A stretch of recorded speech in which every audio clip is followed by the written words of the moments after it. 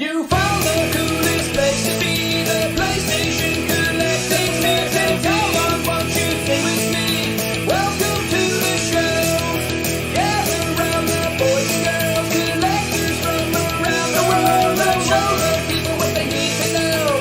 Welcome to the show. Gonna talk to Jeff when we got the fans. Gonna put their knowledge to the test. Gonna laugh at memes, gonna live the dream. Gonna show you things you've never seen. Gonna sing a song to the break of dawn. Gonna run this party all night long. So come on everybody, let me see you dance. Get yourself ready for one more chance. You found the coolest place to be, the PlayStation collecting nerds, and come on, won't you sing with me?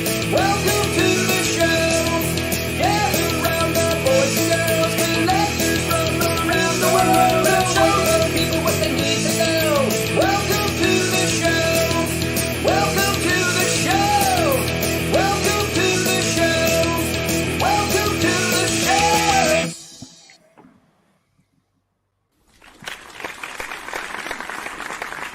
Yo, Hey, what's up, everyone? Hey, what's going on? Welcome to season 3, episode number 1 of the PlayStation Collectors Podcast, 2024. New Yeah. year, new season. And first up guest is Radical Reggie. What's up, Reggie? dude, I'm just happy I made it to season 3. Right, so are we. We all made it, yeah. That's great, man. Happy to be here as usual, guys. It's always good to have you, man. How are you doing tonight, Joe? I'm doing pretty good myself. It's a little late here. I'm sorry we started a little later than normal. Might not be as lively as normal, but I'm doing pretty well. Yeah, life's good. Right on. Nice. And Happy New Year, everyone, 2024. We missed our New Year's Eve show, but we're back. We've got the quiz from New Year's Eve tonight, so it'll be a New Year's theme quiz, but it should be a bit of fun. Nice. Right, with time zones, I'm sure it's New Year's somewhere still, right? It's the 4th. I mean, like, Yeah.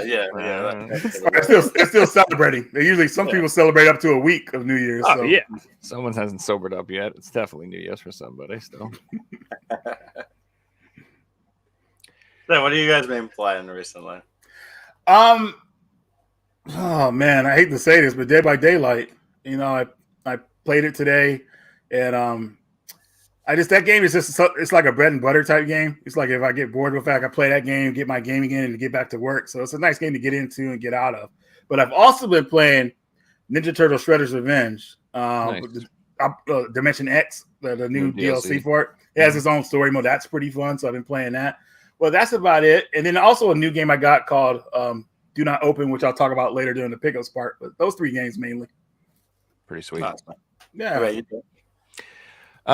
So big surprise. I still play Beat Saber every day, but I've been like finally attempting the hardest songs. Like I can't beat them or anything, but I can like almost like I can get like some combos on the insane songs now. So I'm having fun with that.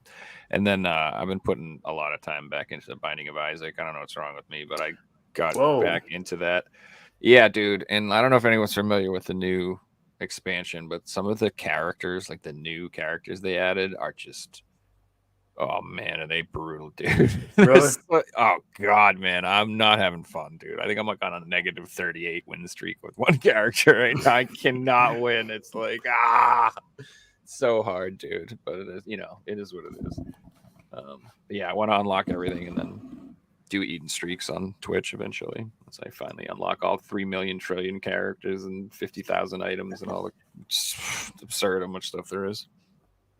What I like about games like that is over time they almost become like a comfort that you can just load them up at any time. You can be in any mood to play them. You can play them for any duration. You're gonna still get something out of the game. It's not like an RPG where you have to sit down and play it for 4 hours to enjoy your experience and things like that.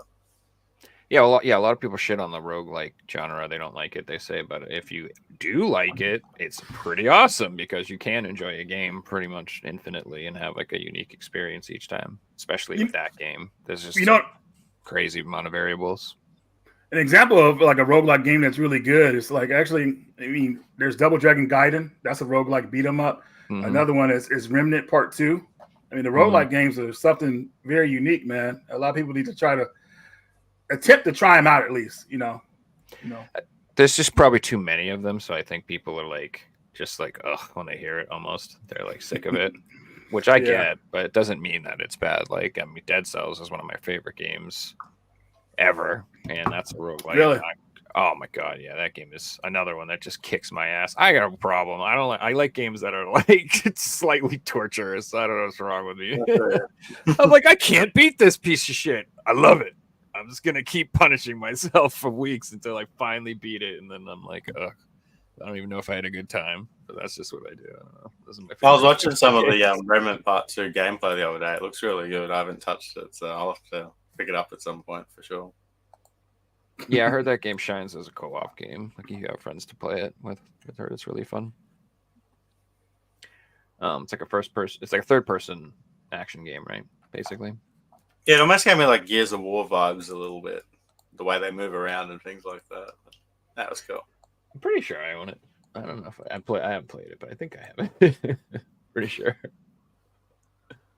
What about you? Good old Faith? Gears of Wars, man. Oh. Well, I'm still stuck on that Geargas grind. I'm not really playing anything else. I put in like an hour of FIFA a night just to chill. Or one of my buddies comes around and we play a bit of FIFA. But I'm mainly just playing Geargas, so I'm grinding it pretty hard. So yeah, I don't see myself stopping anytime soon. Oh yeah, what countries have you been doing lately?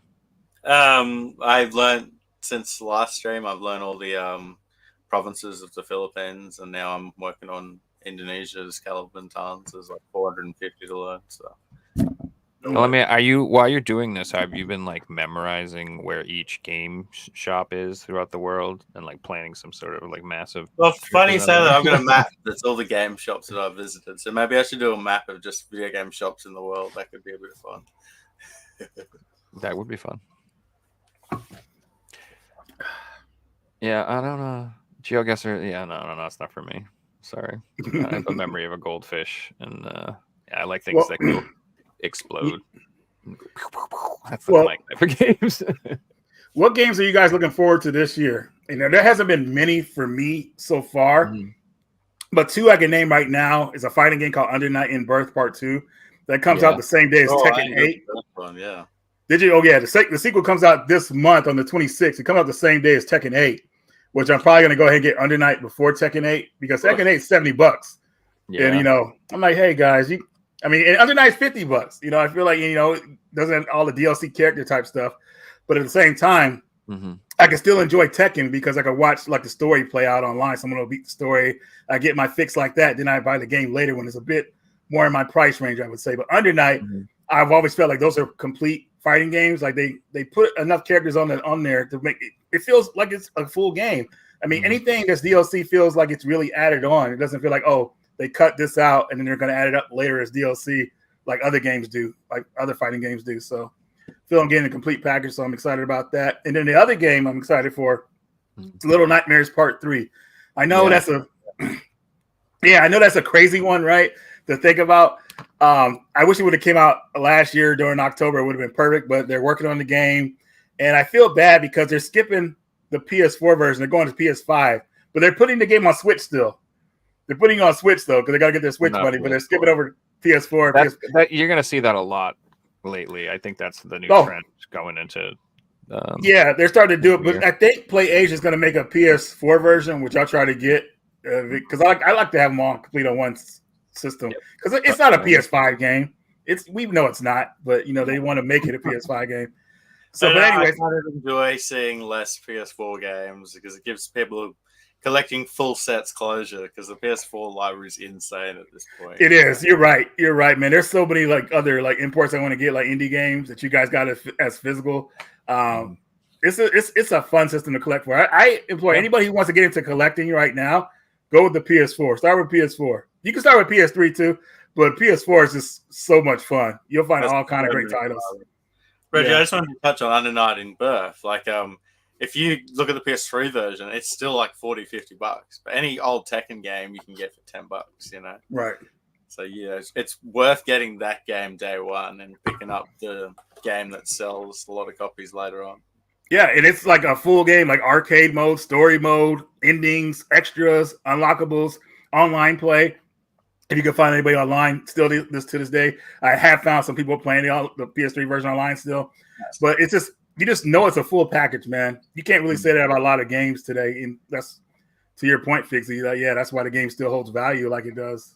You know, and I guess America usually release complete things. They're not a company known to put out a game and then put out DLC 12 months later in a Game of the Year edition. You know, it's funny. Me and my friends in Media Glitch, we'll play this game called World War Z, which I got them hooked on it because I bought it when it first came out, and they've been making DLC for that game ever since it came out, and I'm so happy that they are, man, because that game is freaking awesome. It's not likely that they'll get to make a sequel to it, so adding continued content to it here and there just makes that game stay alive, which is awesome. So I like that kind of DLC that's not planned. But yeah, I was just thinking about that game, how awesome it is. I actually bought the new DLC that they had for it come out I think a couple of weeks ago, and me and Media Glitch are going to play soon. We just got to all get together.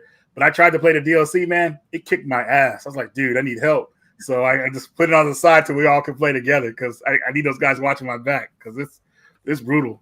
Did they announce a sequel to that, or am I thinking of something else? No, they didn't announce a sequel to that because they just DLC. I mean, yeah, not that I know of at least. There's another game they're working on, I believe. It's like a survival horror, but definitely not a sequel. Happy New Year, guys. Yeah, I have that game if you want to play, Reggie. Let me know. Yeah, right on, dude. Hey, we did pretty good on Chainsaw Massacre. We escaped together, so we were a good team on that. We did. You were much better than me, but yeah. Well, hey, all that matters is you escaped, though, man. Because we made sure we got out. That was funny, man. It was hilarious. That was actually it was, dude. I like that game. Yeah. They just need to expand it more, I would say. They only had like 3 levels. I think they expanded on it more. They need to do other things with it, but it could be a solid game. You know, I just wish like games like that had some kind of single player. You know, so the game's not a coffin when everybody stops playing it. Wait, didn't Deadlight by Daylight announce they were adding a single player campaign? I think they did, dude. I think I heard about that. Yeah, I think they said they were gonna add like some single player content to that game, which is like actually like music to my ears. Like, yeah, I was so excited to hear that. Just so that it has some, life to it after the online servers die. You can still do something at least. Exactly.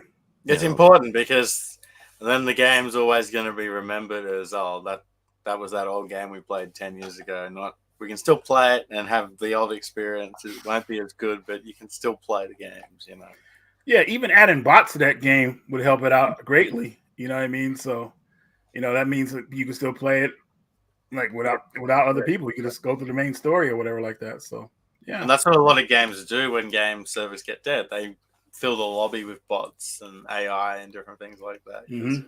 Suddenly you can play again, and it's not a great experience, but AI technology is getting better, and AI in video games is getting better too. So you can get killed by bots, things like that. So it is a better experience than it was 5 or 6 years ago, that's for sure. I'll tell you a game that people are happy that's going to die online is Friday the 13th.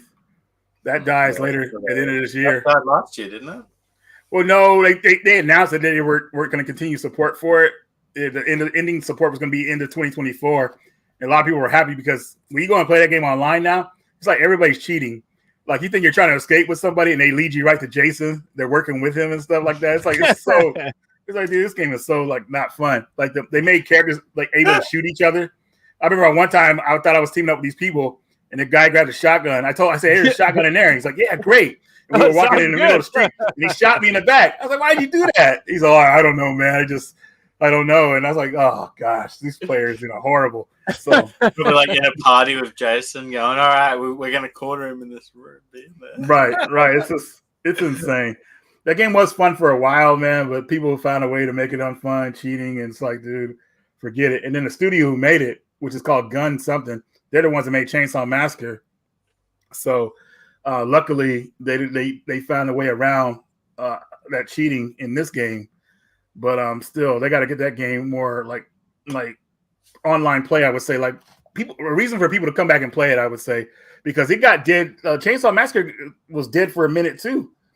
People got tired of they don't like having to choose the Leatherface. They like choosing the other characters And in the match, they would always have to choose Leatherface. One person had to choose Leatherface. You have to. Then they're going back and forth and waiting it out. And it's like, dude, this is taking forever. I just want to get into a match. So they fixed that, thankfully, which is nice. But You've really got to place blame on the developers because almost every online game faces the issue of players find the meta that destroys the game. It has to be patched out instantly to make the game even again. If you introduce a new character, it has to be balanced.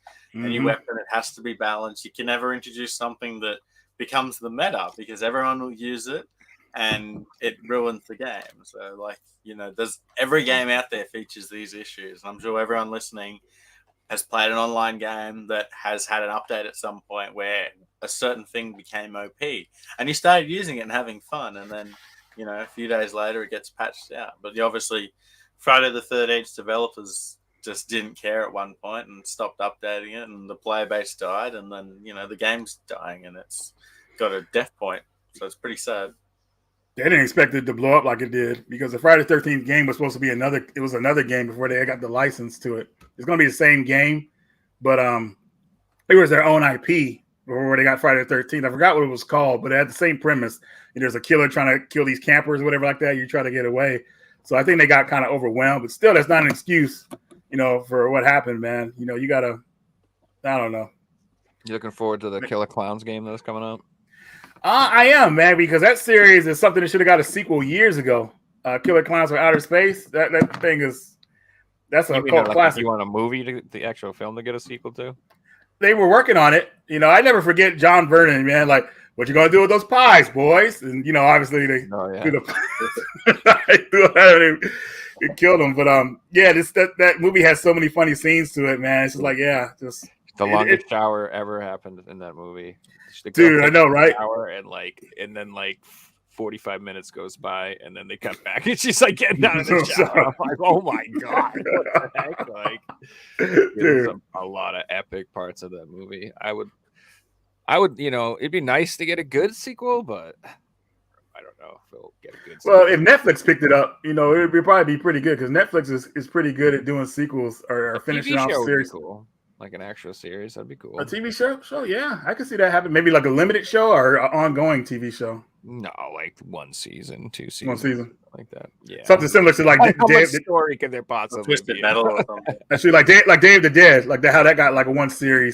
Yeah, like, and they wrap things up. Yeah, like you said, a limited series. I like those short little like things that are like. So I like those types of stories because they're usually pretty good because they're actually well constructed because they have a plan for the start, beginning, and ending.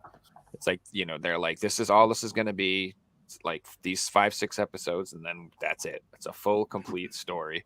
And like nowadays, what happens with most shows is like starts off strong because they have these great ideas and these great premises, and then what happens is as the show goes on, it gets worse and worse and worse. And the last few seasons are always a huge disappointment compared to the first few seasons. I can name infinite shows where that start off strong and they just like, and the last few seasons are just garbage.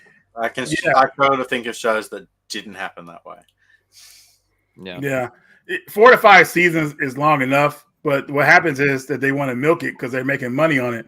So they'll keep going with the show as long as they're making money, and that's when the story dries out. They don't know what else to do.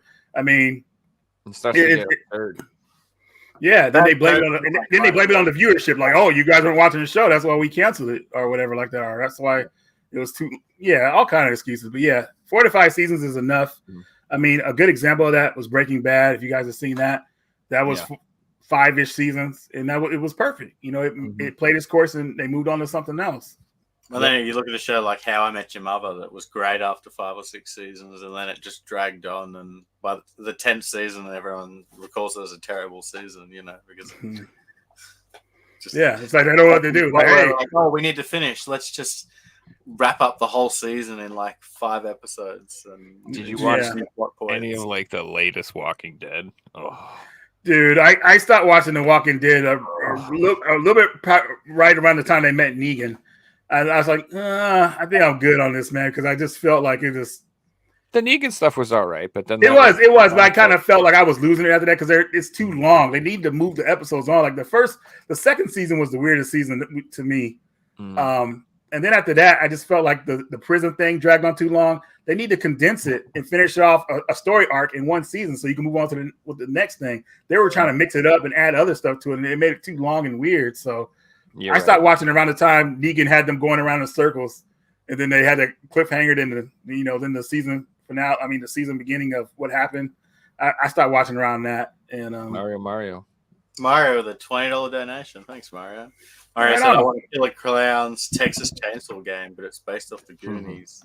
The kids and the sloth versus the Frentiles. That sounds cool. No, so Sloth has to be like a neutral character that is either working for the Fratellis, but if you bring him enough fish heads, he'll convert to your side. And he'll be like Rocky Road, and then he'll join you and start kicking ass. So, but he has to also kill you because he is a Fratelli. You know what I mean? Like he's not just your pal. Like Sloth. You have to befriend Sloth. Dude, the scene that sticks out to that movie the most to me, even when I was a kid, is when I forgot the kid's name. Chunk. Yeah, the Trouble Shuffle. What was his name? Yeah, I think it's Chunk. Chunk, when he walked up to the car, he said, "Hey, my friends are in trouble," and he's like telling the guy that it was a dude, and he started. That scene is so hilarious, dude. He started singing, yeah.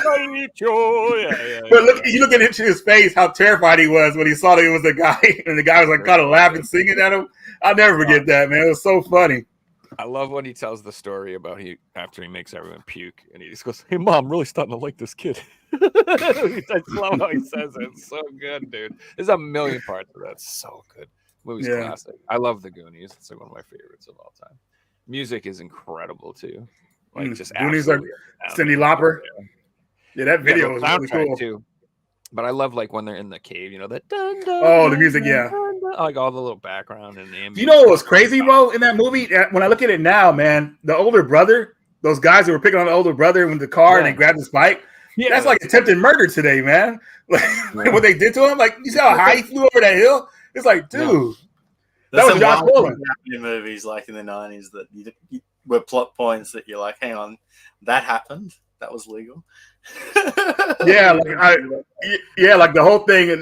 We and Joe, I think I showed you this the other day. The movie I was trying to figure out what it was called the other day. It's called the Last American Virgin. Yeah. And I watched the movie, dude. I was like, dude, the stuff that guy was doing in that movie, man, is like stalking type stuff. But back then, it was like looked as like he loved the girl and everything like that. He was like infatuated with her, staring at her in a distance. And then today you did it with somebody that's like considered stalking or whatever like that. So it's like crazy how things have changed from like, it's just hilarious. That movie's ending was freaking hilarious though, man. Like a lot of people weren't expecting it. Comment quickly. It's from Facebook. It says, I noticed about 6 PS4 titles that were supposed to drop by the year's end only released on the Switch and the PS5. PlayAsia's bad for leaving things up to order that don't have stock, then cancelling months later. To add to that point, there's like still PS3 games on their website that haven't had releases that I get like messages about, "Hey Figsy, does this game exist?" Because I found it on PlayAsia. Like, they put placeholders on there, man. And sometimes one of my friends, Kyle, he had something sitting on there for like 2 or 3 years before they finally canceled it. Yeah, they'll take your money. They'll happily take your money. They'll take the money, yep. And hey, just wait. We might get it. Like, no, PlayAsia. We know you guys are producing a lot of stuff, but sometimes you don't get everything. So just, take the money when you get it. That's make everybody happy. Confusing though. I remember when I was trying to like complete the PSVR set, there were a few on there that like didn't really exist, and I had to like consult the gurus of Facebook. Like, what is this shit? Is this real? Like, it looks real. Can I buy this? No, doesn't exist. There's a good rule. Nothing exists until you see a photo of it, not a stock photo. Photo of the real cover. Stock photos doesn't mean the game is real. Yeah, I agree. The one that still like grinds my gears. Really grinds my gears. Do you know the Beholder games? Have you ever heard of them or seen that series? They're like these weird, creepy. Yeah, they're like you like monitor people and spy on people and stuff. It's I don't know how to describe it. It's a cool game. There's 3 of them, and 1 came out, and I bought it because 2 had been announced. It was one of those situations like PlayAsia put it up. I'm like, sweet, and I was like ready to go, and then just like never came out on the PS4, and then the Beholder 3 came out on the PS4, which annoys the hell out of me because 1 and 3 are on it. And then 2 finally did come out, but it came out on the damn Switch. It didn't come out on the PS4. It's like, it's irritating. So now I feel like selling my PS4 copy, buying all the Switch ones, just because they're all on the damn platform. Yeah, a lot of titles like that, like Deadly Premonition. I got 1 on PS3. I got 2 on the Switch. Like, dude, and Fixie, about that game runs so bad on the Switch. It needs to be on a PS4 or higher on that generation system. Yeah, and it's a great game too. Like, it is. It's just like, man, why would they just accept it for the Switch like that? You know, No More it's Heroes. Switch. Well. If you want to play No More Heroes 2 and 3, you got to get a Switch copy. Wow, that's crazy. What do you guys think about the Switch? Switch 2 dropping? Well, I don't know if it'll drop this year. But every single day I go on Twitter, there's like trending Switch 2, and it's just people bullshitting about it. I'm gonna wait till like the Grand Theft Auto drop because it's gonna happen. yeah.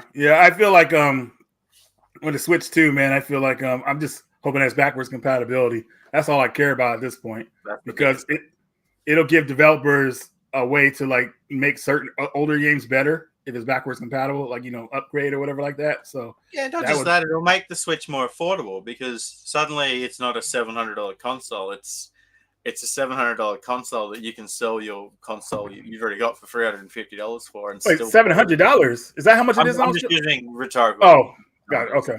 He also talks in funny Australian money. So yeah, and I'm in Australia, so that was like the price of a PS5, for example. So yeah, again, my example for the PS5 was $700. But for me, I sold my PS4 Pro for $350, so like it cost me $350, and I can still play all the games. So it's like when you're looking at it from a gamer who probably doesn't have that much money, that's how they'll look at the new Switch. If it's not backwards compatible, they don't want to have to rebuy all their games. It just doesn't make sense. So I'm just gonna answer Kev's. I don't have like anything on my channel. I'm a lazy human being. But I'm getting a new computer soon because my computer's also a potato that's 8.5, 9 years old. Like I can't even install with the new Windows. It's like, what is this ancient device, sir? Internet Explorer runs fine. Yeah. So eventually I'll do things on my channel, but not right now. Joe has a channel, guys. If you want to check out Joe, it's Joe Rad on YouTube. There's a link in the description. Yeah, and then I stream on Twitch if you actually want to hang out. I do that more. Joe, you're a busy guy though too. So you got work and everything like that, and then the games and stuff. So I don't even know if do you even sleep? Like, man, you're always like. No, man, I be stripping in the evenings. I got no time for that. I gotta make money, bro. Man. Dude, Go back to the original question of what games are we excited for this year? One that I'm pretty excited for is the Final Fantasy VII Part 2. 100%. Oh, I should have said that too, man. Yes, dude. Like for Part 2. Look, I was excited for the new Final Fantasy 16, but I still haven't bought it yet. Yeah, and I know, and I'm on the whole fence that I'm not going to pick it up until they release the Game of the Year edition because I played 15 and didn't play the DLC, and I heard the DLC was great, but I don't want to replay the game to play the DLC, so I'll play that in the year. But I'm hoping that Final Fantasy VII Part 2 is a full game. They're not going to put DLC out because they did on the first one. Surely. Well, I think the DLC was more of a because people wanted more before they weren't going to have this one finished for a while. They knew that, so they made the DLC, and that's why the DLC is kind of its own thing. You don't need to play it, but if you because it's like in the original game, like you could play Final Fantasy VII, not even get Yuffie's character. Like she was totally optional. Mm-hmm. So that's why I didn't really have a thing towards it, but I did end up getting the PS5 version because you could transfer your data over, which is what I did. I still haven't played the DLC yet because I was waiting to play it before the game came out, so I could kind of like, go over the story a little bit more. The PS5 copy's holding its value pretty well, actually. Yeah, it probably will for a while, man, unless they do some kind of because I think out of this Final Fantasy series, they're going to do 3 of them, which would make sense. 3 discs. I'm just wondering how this one's going to end, man, because I don't think it's going to end like the original game ended. Like, there's a lot of differences in the story with this game, so it feels fresh and like a sequel at the same time too. So, if Tifa dies, I'm going to riot. I'm just saying. Nah, man, Tifa, I liked her. I like her more than Aerith now. As soon as Aerith, I like Aerith more in the original game, but now like I heard her voice actor talk and how annoying she could be. I'm like, man, get her out of here. Like it's like, dude, like. No, I kind of like her in the game, so. I'm also I'm so upset. insane. I'm pretty damn hyped for this game. We're pretty sure we all know what happened in the original game, right? Like all of us that played through it. Yeah, there's no such thing as a spoiler when it came out 25 years ago. Yeah, I know, right? Well, I didn't know the spoiler, man. Like when that thing happened to Area, dude, I thought she was just gonna be hurt real bad because I got her a limit break and everything.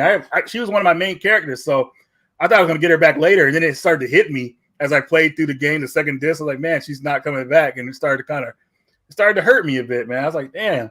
But I'll never forget how that moment affected everybody, man. Like that was like almost on the level of Transformers Optimus Prime. Dude, that was man. That still hurts. It ruined childhoods. Yeah, man, they were upset about that. But that's how it kind of was in Final Fantasy VII and everything like that. But yeah, I feel like this new game, Fixie, as you mentioned it, man, it's going to be something epic for us, man. And I love that they went back to the story and they expanded on it.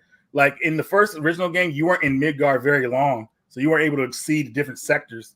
But in Final Fantasy VII Remake, you are able to see the other sectors and how some of them look and everything. And it's actually outstanding how it looks, man. It's amazing. Awesome, so, well, another thing to add, and I'm assuming they're going to do this because they did for Final Fantasy 16, is it's going to be a PS5 exclusive. So the game's going to be designed for the PS5, and they're going to push the limits. So we're going to see a game that's made for modern consoles. Where right now we're seeing games that it has to run on the Switch, by the way, and we want to put out a PS4 copy, so you got to dumb it down, and we're going to see like top of the top. It's going to be really good. Yeah, and also too with the rumor of the PS5 Pro coming out, the game is probably going to be pushed even more on that system, which is nice. So I think they're prepping for all that. This is going to be a good. Well, I mean, I don't know if a PS Pro will come out this year. I think it should come out this year. Obviously, we don't need one next year. We need one now. This will be 4 years in December since the PS5. Yeah, so we could use a PS5 Pro. Fully backwards compatible. That's what we need. Well, yeah, 100%, man. It's got to be backwards compatible with all PS4 games. We'll never say it, and Xbox. It needs to play Xbox games too. Needs to play Xbox games too. Yeah, all that. Just OG. All right, I'm reasonable. It doesn't have to play 360 games. Well, it would have been the king of all systems, man, if they did backwards compatibility with PS1, PS2, and PS3. Like nobody would be able to stop it. That would have been ultimate. I feel like they should, if this is like the end of the road for physical. Like give us the fucking the ultimate. Give us the we know they won't because the way they talk about old systems is they had an interview. But once they don't make money, they're done with them pretty much. That's how they look at it. If they were like they could sell it for like a long time though. Even if PS6 comes out, they could be like, we'll still sell you that old disc system that plays PS1 through PS5 if you want one. And like I wish. People would have paid for it though. That's the thing. Like they would have paid for that backwards compatibility. I want to dream, Joe, because I've been hurt in the past, and I want to be hurt again. I'll pay an extra 100 per system. So if it plays PS3, I'll give you 100. Two, all right, I'll give you 50 for PS1 because that's pretty easy to do. Matter of fact, Sony was the first system to actually do backwards compatibility with the PS2, so they should be leading the charge of backwards compatibility. But I think what killed it for them is the PS3 system. That system was so to do backwards compatibility. What about the Game Boy and the Game Boy Color? Oh, well, yeah, you can say that too. My bad. I'm just thinking like more people are thinking about main consoles though, like that because those are more portables. But yeah, you're right. The Game Boy Color was probably the first backwards compatible system. That's a good question. Never think about it. I'm gonna write that down. But yeah, I just felt they should lead the charge. But now I kind of understand why it got deflated because the PS3 was such a hard system to develop for. You could barely even emulate it properly. So putting the money into emulating that system to play on PS4, which they could have done, but I guess they didn't think it was very lucrative for them. They felt like they should just make certain games downloadable or remaster them somehow and let people play them like that. Like Rogue Galaxy was a good example of that. They almost shot themselves in the foot by making piracy the most important issue to tackle. So they made the system so encrypted and so hard to develop for. Mm-hmm.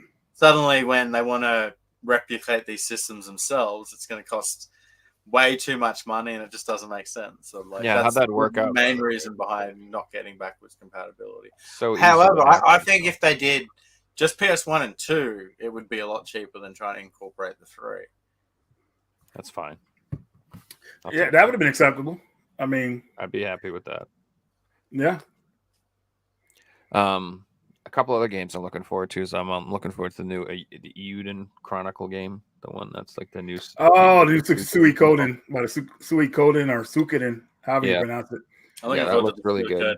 remake. Yo, they I'm actually also skipped looking over the PS4 version, man. I was hoping for a PS4, but they're going to Switch and PS5 only.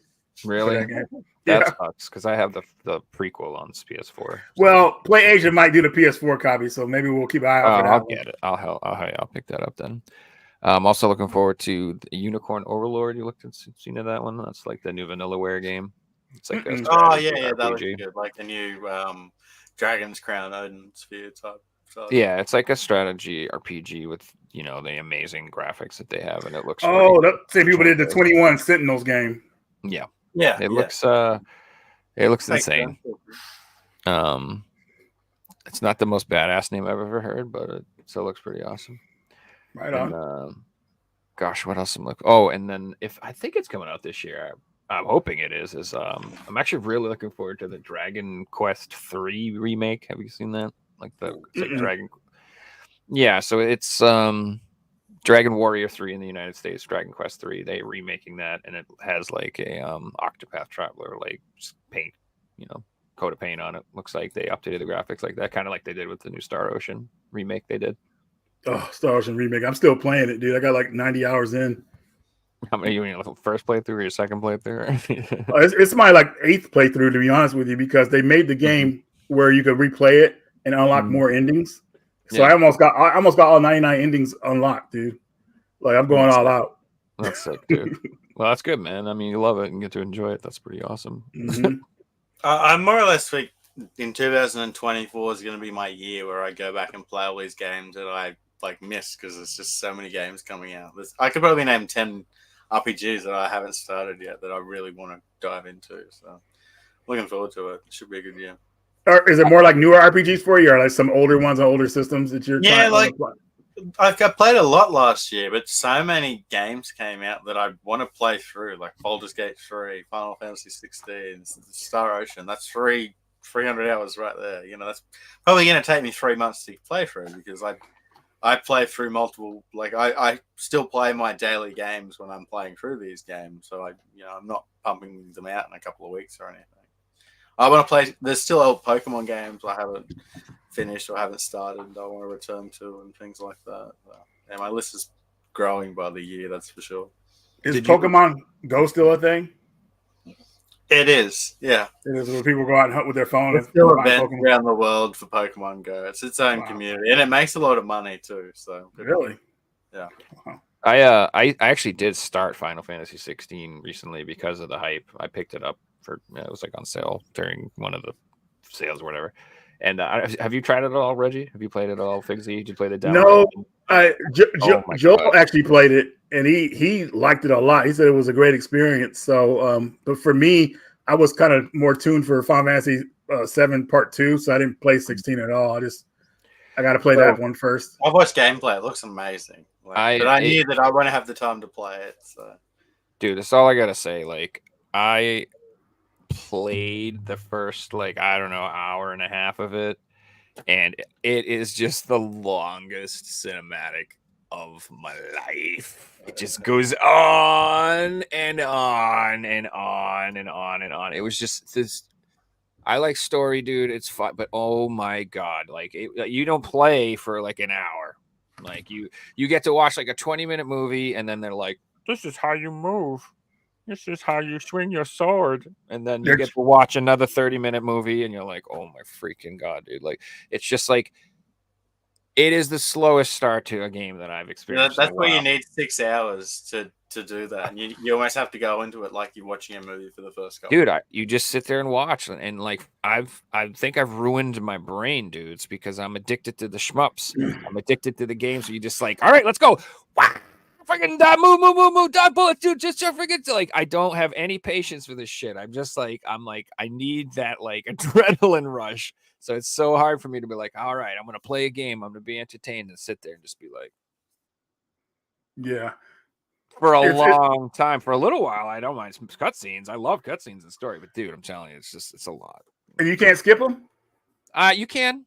Okay, then you need option to skip, I guess. I'm sure you can, and I'm sure people just says you can do that, but like, why would you? I don't know. Like RPGs, like you can't skip the story. For me, I can't. Like the point of playing an RPG is like the story is like a huge part of it to me. Like I don't know. Like you don't get the twists and the turns. You don't get developed. You don't get interested in the characters. So like I don't know. You just it's like watching a movie and skipping everything except the action scenes. You just don't know what you got to watch the movie. I don't know. I just wish it was toned down a little bit. That's all. Yeah, it seems like they want to make a game like that, like with RPG, especially with the Final Fantasy series. What's been happening is they've been making the games like a big showpiece. Like they have to make it really look like a movie, pretty much. You know what I mean? Yeah. It's pretty crazy. I think ever since Final Fantasy 13, they kind of started that kind of production with the Final Fantasy games, like making the production values super high. And obviously, they make the cinematics like movies and stuff like that. But when it comes to the gameplay, you know, that's like a second thought almost in a way. Like they're focusing on graphics and doing all this crazy stuff to make it wow you. But at the same time, you want a game to play and you're not trying to sit and watch a movie. You know what I mean? Because that's what takes away from games back in the day in the golden era RPGs. Like before voice acting and all that stuff, we read and we had a fantasy of like how we thought the characters talked in our minds and everything like that. That's why it's way different now. It was hard for me to accept during like when Final Fantasy X first came out, like voice acting. I don't need to hear their voices. Just let me read some text because the fantasy of the game is like me like thinking how the characters sound, and, you know, and everything like that. But and it can be totally ruined because if you're especially the main hero. So like if you're like they identify with the main hero and you're just reading it, like it's in my mind the hero sounds like a badass, and in Japan's mind or in the translator's mind, he's like, "Hey guys, whoa, we're going on an adventure," and I'm like, "Oh, what is this? Why is this corny as freaking hell, bro?" It was like it was metal as shit in my head. I was like, "Oh man, you killed my father."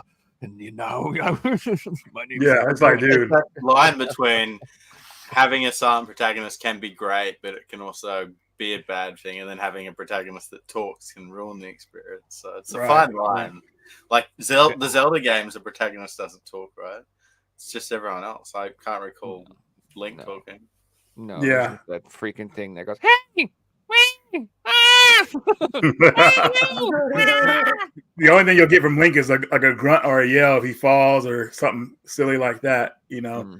But I think they made the right decision not giving him a voice, you know, because it would have, I don't know, just it would have changed things a lot, I would say. So having a silent protagonist in a game like that is actually pretty good. The idea behind that is you don't give the protagonist a voice, the player then gives them the voice, and the player becomes the character. And that's the whole idea behind it. Yeah, you did look at it like that. Yeah. RPGs literally taught me how to read as a little kid. Like that's how I learned to read, was playing RPGs. And as I grew up, like I got into like fantasy and reading books and stuff because of RPGs. Like I loved Lord of the Rings and The Hobbit and Wheel of Time. Yeah, you could probably read a J.R. Tolkien book like because you play RPGs. Like J.R. Tolkien books are crazy to read. I mean, like let's be honest. I read The Hobbit in the 6th grade, and I totally understood The Hobbit. And then I read Lord of the Rings, and I was like, "What the fuck was that?" Did no idea what that. You're right. I read The Hobbit when I was young, and it was like full on reading. You know, it wasn't. You just pick up and start smashing out. Now that's not. I mean, like some of the dialogue and some of the text in RPGs like Final Fantasy VII weren't really well written. Like you remember this guy are sick. Like some of the translation was pretty bad, but but still, you know, reading a lot of that text was helpful. You know what I mean? So that's why I appreciate a lot of the old school RPGs. And what's funny, they still kind of make those games today, but not in the physical format. They're usually like on an iPhone, like a phone or some kind of download game or whatever like that. You can play that has a lot of text that you can read like in old school days. Well, $39.99 at limited run games. Oh, really? Camco. A lot of them, they do a lot of the iPhone games. That was the joke. Oh, gotcha. Okay, dude. You know, it kind of looks like a interesting low budget RPG. Have you seen that Light Fairy Tale 1 and 2 that Red Arc Games has? It actually looks pretty interesting. Yes. I think I might pick it up. I think I have part 1 on order. Yeah, 1's already out, and they had like a bundle to get them both, so I think I might pick that up. Looks a good comment here from Gorilla Glue too. I just wanted to touch on it. It's so true. He said, Sony need to get their heads out of their asses and remake SOCOM 2 and MAG, or bring them out remastered with online functionality. And I think it's so true now that Call of Duty is going to Xbox. Like if they want to get this new wave of shooters, of players playing shooters, they bring in games like this because, SOCOM and Mag's going to instantly have this massive player base of players who played it back in the day, talking about it on the internet, and it's suddenly going to get all these new players going, I need to buy a PlayStation to play this. Right now, people that want to play games like The Last of Us and God of War and RPGs and stuff, you buy a PlayStation. But if you want to play a shooter, you buy an Xbox or a PC. What shooter games are exclusive to PlayStation? I can't think of one. Yeah, I mean, I guess 41 hours. Is that 10 million consoles? That's on PS4 and PS5, as far as I know. It's physical, at least. Sony really shot themselves in the foot with that whole deal, man. Like they were going to be a part of that one deal, and now they kind of like they're not going to be in it at all. Did you read there was leaks from Sony, and they leaked emails about that deal, and Sony were like really worried about losing that deal. Like it was a big thing to lose that deal for them. So yeah, Sony, man, they do a lot of stuff that kind of shoots them in the foot. The whole thing with what was that game called? Starfield? Yep. That was that Starfield. Is it the one that came out on Xbox is exclusive? That was Starfield. Yeah, that was originally supposed to be a PS5 game. Oh yeah, that's right. Sony got greedy and was like, ugh, and now they have nothing. It's like, dude, this. Well, it's not just that. We also are now not getting a new Elder Scrolls game. It'll be on Xbox and PC.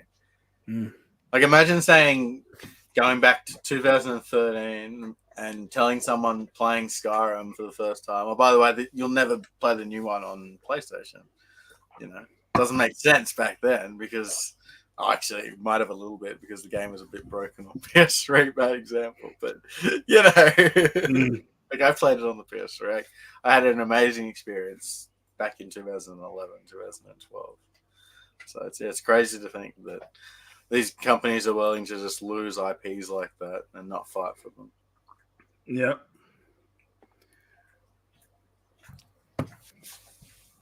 So with the somebody wrote in the comments that they think Xbox is dying. I'm thinking to myself, like, are you kidding me? Game Pass is taking over. I feel like Xbox had the best year last year. Like they won 2023 for sure. Really? Because Xbox were down, and then Game Pass is just like fully because of Game Pass. Yeah. 100%. So didn't they announce that their new console that won't have a disk drive though? Wasn't like the new series, like the nicer one, like not having a disk drive? Am I crazy? At this point, I don't look at Xbox like a physical platform. Yeah, they're kind of pushing away from that. I mean, you pretty much can access all your games from all these different devices with Xbox. That's what Game Pass has done, and a lot of people are hopping on that bandwagon for it. I mean, $1 a month Game Pass, even though most people are canceling and re-signing up for $1. I understand that. They say that money. No, it's nothing wrong with it. Yeah, I mean, I would do it. And then the next message is, would you like to re-sign up for $1? All right. Yeah. But making games accessible on all these different platforms has really brought them up. I mean, they've kind of expanded beyond the console. I go, hey, it's awesome to think I could like play a game on my freaking Xbox game on my phone without even owning the Xbox. Have access to my save data and all that stuff. So, and I think that's important today, being in like a global financial crisis where a lot of people don't have money anymore. And if you look at PlayStation, it's more expensive to play than ever. Like if you want to play online with your friends, it's more expensive than it used to be. Yeah. The membership's more expensive. Like PS5s are more expensive than 3 tiers of membership. Like what? Yeah, exactly. If I was 17. Buying a console to play with my friends, I'm buying an Xbox Series S, the cheap one, that's online, digital only, no disc drive, and getting Game Pass because it makes sense. Yeah, I agree 100%. Yeah, it does make sense, but I don't like it. Like I'm like sad that there's going to be a day where there's like these new Bethesda games that are only available digitally. that like and I don't mind that they're doing that with their system, but it sucks that they're also like exclusive. Like you're not going to be on PS5 or I can't grab a copy. They'll be on PC. You upgrade your PC, you'll be able to play them. Yeah, no, that's fine. And like most, like you said, FPS games especially, like I prefer playing them on PC immensely over playing them on console by like a light years. So I'm not mad about those types of games anyway, but I would be bummed if the newest Elder Scrolls is only on Game Pass or PC and I can only play it that way. I don't know, it just kind of bums me out. I had something interesting to share. So one of my friends is getting some games from me. I'm helping them out there in America, and they collect for the Xbox One. So I'm getting them the AFL games and things like that. And one of the new games came out last year. Anyway, like it's been 6 months and the price hasn't dropped. And like there's not many physical copies out there, which is weird because it's like a new game. But it's just there's not many physical copies for new games for Xbox anymore. Like the cheapest copy is the same price as a brand new digital copy. So yeah, it's like really noticeable that games don't get cheaper secondhand anymore because there's not many of them. Yeah. There's another game. If the like Xbox and Sony and Nintendo can control that price and be like, if we just trickle out a little bit, we can keep the price at $60. Guess what? They're going to do that because it's in their best interest. I think, especially Nintendo's gotten smarter about how they release their games because they know people will try to buy them all up or whatever like that.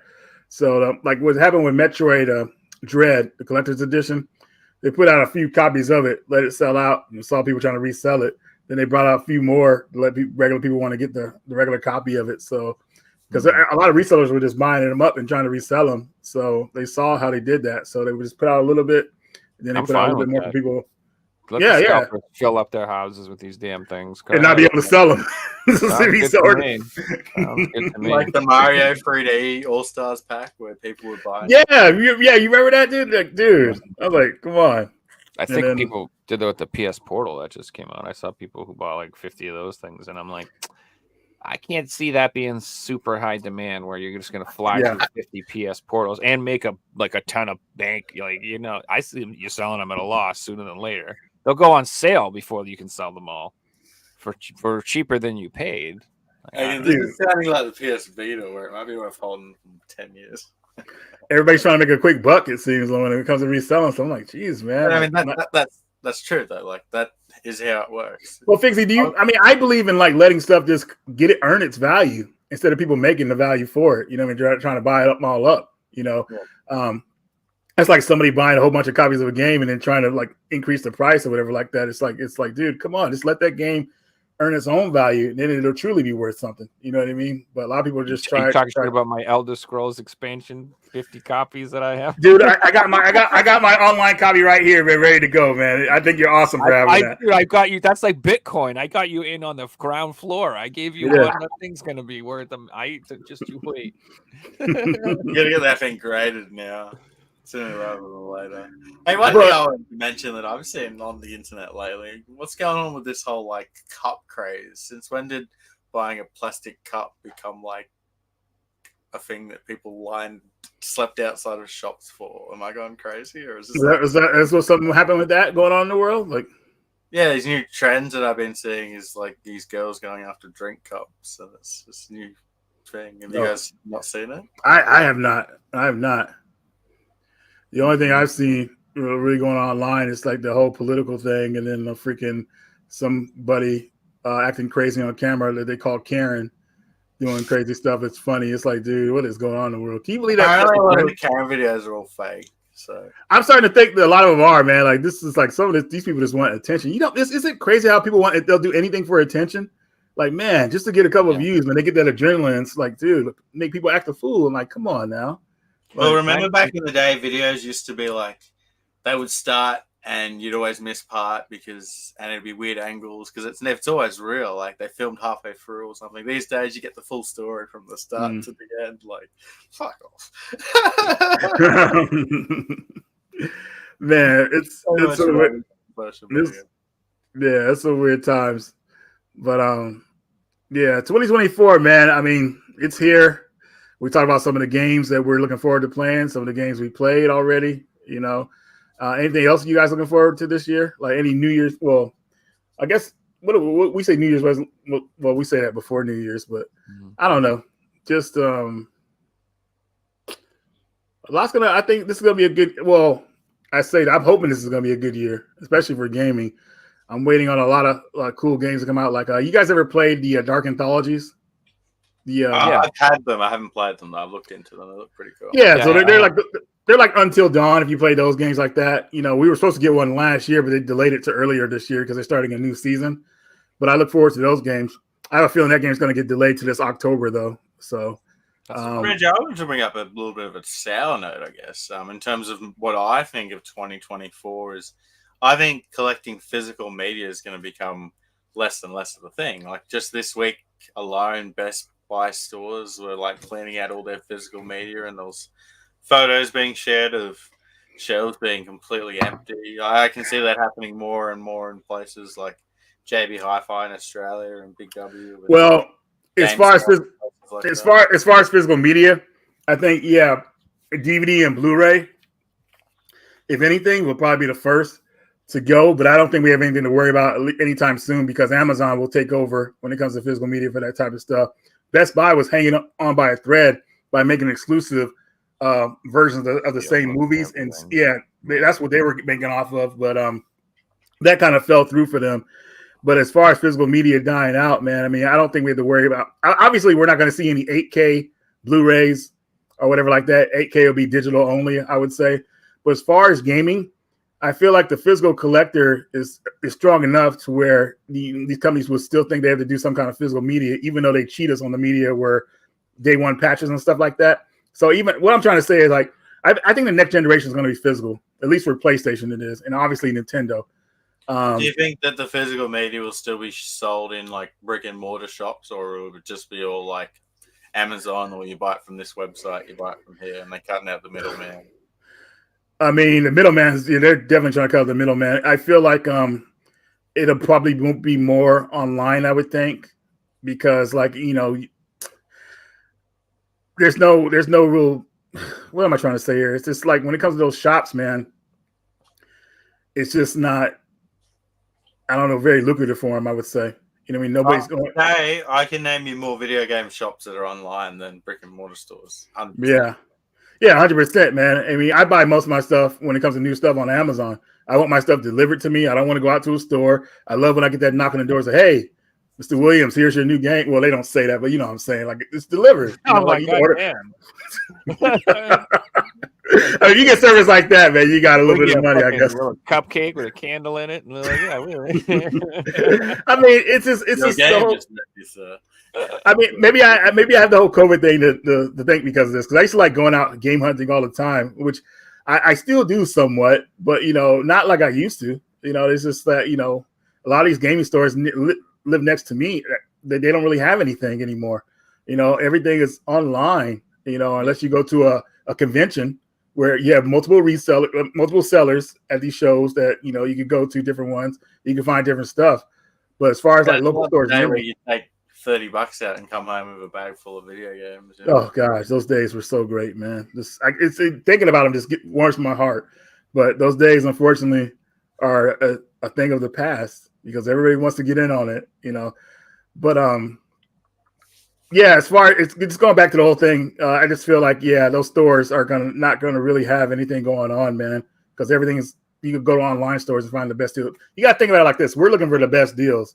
We want to pay the cheapest, and if there's a deal going on or somebody's going to have a game delivered to us, shipping to my free shipping, Amazon Prime member, boom, I'm going with that option. My local GameStop, they don't have nothing in those stores, man. They don't even get pre-orders properly anymore. You have to pre-order everything. That wasn't like that. GameStop used to be loaded with stuff. Maybe you want to go to their stores, like, oh my God, I can't wait to go to GameStop because I'm getting surprised. I know my GameStop's like inventory now. Like that. I mean, I want a surprise when I go into the store. Yeah. And it's not happening like that anymore. Nailed it there. I think it'll be a case of these shops that sell modern games are going to struggle, but places that sell retro are still going to survive because that's going to be where collectors are going to go to. Well, the thing about the people sell modern, if you want your business to survive, you have to sell different stuff. You have to sell modern, retro, obviously, and then you have to have something else in your business to draw people to you so you can make your money. Like It's tough to Pokemon just cards or something that's in at the moment. exactly. It's tough to People sell come in just and video spend games alone. $30 a week on it, and it Mhm. keeps the lights on and different things like that. Yeah, and like obviously it's tough to sell video games on its own because look at what GameStop's doing. They're bringing all that merchandise in their stores. They're trying to sell that stuff takes up half of the store. Yeah, Like where are the games at? they You sell know? clothes and like weird stuff like toys and plushies and Yeah, like it's more of like a kid's shop than a game store anymore. yeah. I mean, I remember the days. I remember back in the day when it was called Software Etc. Even Funko Land. You go to that place, it was loaded of games. Funko Yeah, Funko, I'm going back. Land up, man. That breaks my heart, man. You could go in and buy every Nintendo card for like 30 cents, 50 cents. Like And he's had a little newspaper list. Yeah, and you could just be like whatever, any game you want. Be like the most expensive game was like the Flintstones, like $5, whatever. It was like so cheap. All the Sega and SNES games I could have bought. Oh, dude. and another thing, Fixie, GameStop is trying to bring back a retro to their stores. I mean, they had PS2 games on the shelf when I last went. They had Klonoa. I actually took a picture on Twitter, but the Klonoa, people were like saying I should have picked it up. Like, man, it had like I didn't show the picture of it, but it had mold on it, and they were trying to sell it for like the regular price. That's gross. Like the mold, it was just in that bad area, but still, I don't want to buy The problem in selling retro is then they have to train their employees in. They won't do it. It's rare mold. Or They won't do it. vintage molds. Vintage is my favorite word that people put in like marketplace ads. They're like vintage PlayStation. Yeah, I'm trying to say it's over time old, but I'm like like wine. What the fuck are you talking about, man? but they had Klonoa for $20, and I almost picked it up because I had a coupon, but like it's like had mold on. I was like, oh, dude, like I don't know where this has been. And then you don't need to get that version of Klonoa unless you just want to have it because they made the Reverie series, which comes with Klonoa 1 and 2 on it. So people can get that now on a Switch, PS4 play on a modern system. Because, I mean, I'm not saying nobody has their PS2 hooked up these days, but more people have a PS4 or Switch hooked up, ready to go. So, and it's more enjoyable on the modern systems anyway. Like I got it on the Switch, and I had a great time playing it. And I've never played my PS2 version before. Yeah, you don't even really need to unless you just want like to see if there's any minor differences or whatever like that. Yeah. I think the only benefit of playing it on the PS2 is that the whole game is on the disc or spinning on the disc, kind of. You know what I mean? Like it's playing off the original hardware. Because of the load times. Yeah, there you go. An example of that. That's my biggest issue going back on actual PS2 hardware. But dear Lord, it takes a long time to load these things. It just takes a long time.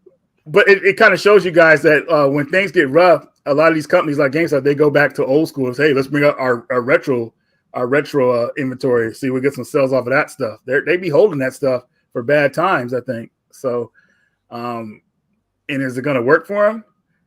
For a little while, maybe, but they don't. I mean, they're going to eventually run out because I don't think a lot of people are trading in stuff to GameStop because they know they get ripped off on the price. They look for dumb people to trade stuff in. They're buying not going to last. Dozens of Pokemon games, and like 90% will be all fake.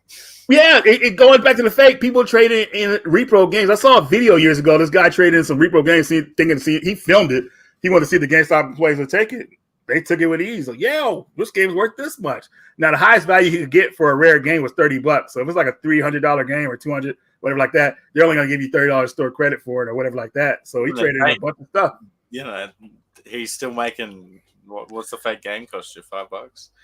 Yeah, or whatever. And then the thing is, the people who are buying that stuff, they're probably don't even know if it's a fake or whatever like that. So GameStop doesn't get any pushback. Nobody's calling, hey, this game is not real. Only the hardcore like us would know better. A lot of these casual gamers don't care. Oh, I just got this rare game for $200 or whatever, and it works. That's it. So Tyler was saying that he pre-ordered the Liza P Deluxe Edition at GameStop as soon as it was available, fully paid it off, and then when the release date came, they said they shorted copies. He never got it. Like Amazon would never do that. That happened to me once at GameStop. I still remember how pissed I was. I ordered the Pizza Edition Catherine for PS3. You guys remember that game called Catherine? Yeah. I've got the Pizza Edition on. I ordered that version from GameStop, and when it came down, we thought you only wanted the regular edition. I said, my receipt says I paid for this version. What's going on? Oh, we ran out of copies. I was like, dude, that's why I don't really pre-order stuff anymore because I've been burned, and I got burned last year when I ordered the King of Fighters 15 Collector's Edition from GameStop. When it came to pick up my copy, they tried to give me the regular one. Then I had to wait a month to try to get another one from another GameStop that fell through. Then when I called GameStop themselves, they gave me some BS excuse. Like I called their corporate, they gave me some BS excuse. So I was like, dude, it's not worth pre-ordering. I don't care about collectors, and it's a collector's edition. It's in the name. Yeah, it's just it's crazy. So I was like, yeah, no more pre-orders for me. And I kind of stopped doing that shit. $10 donation. Thanks, heaps, man.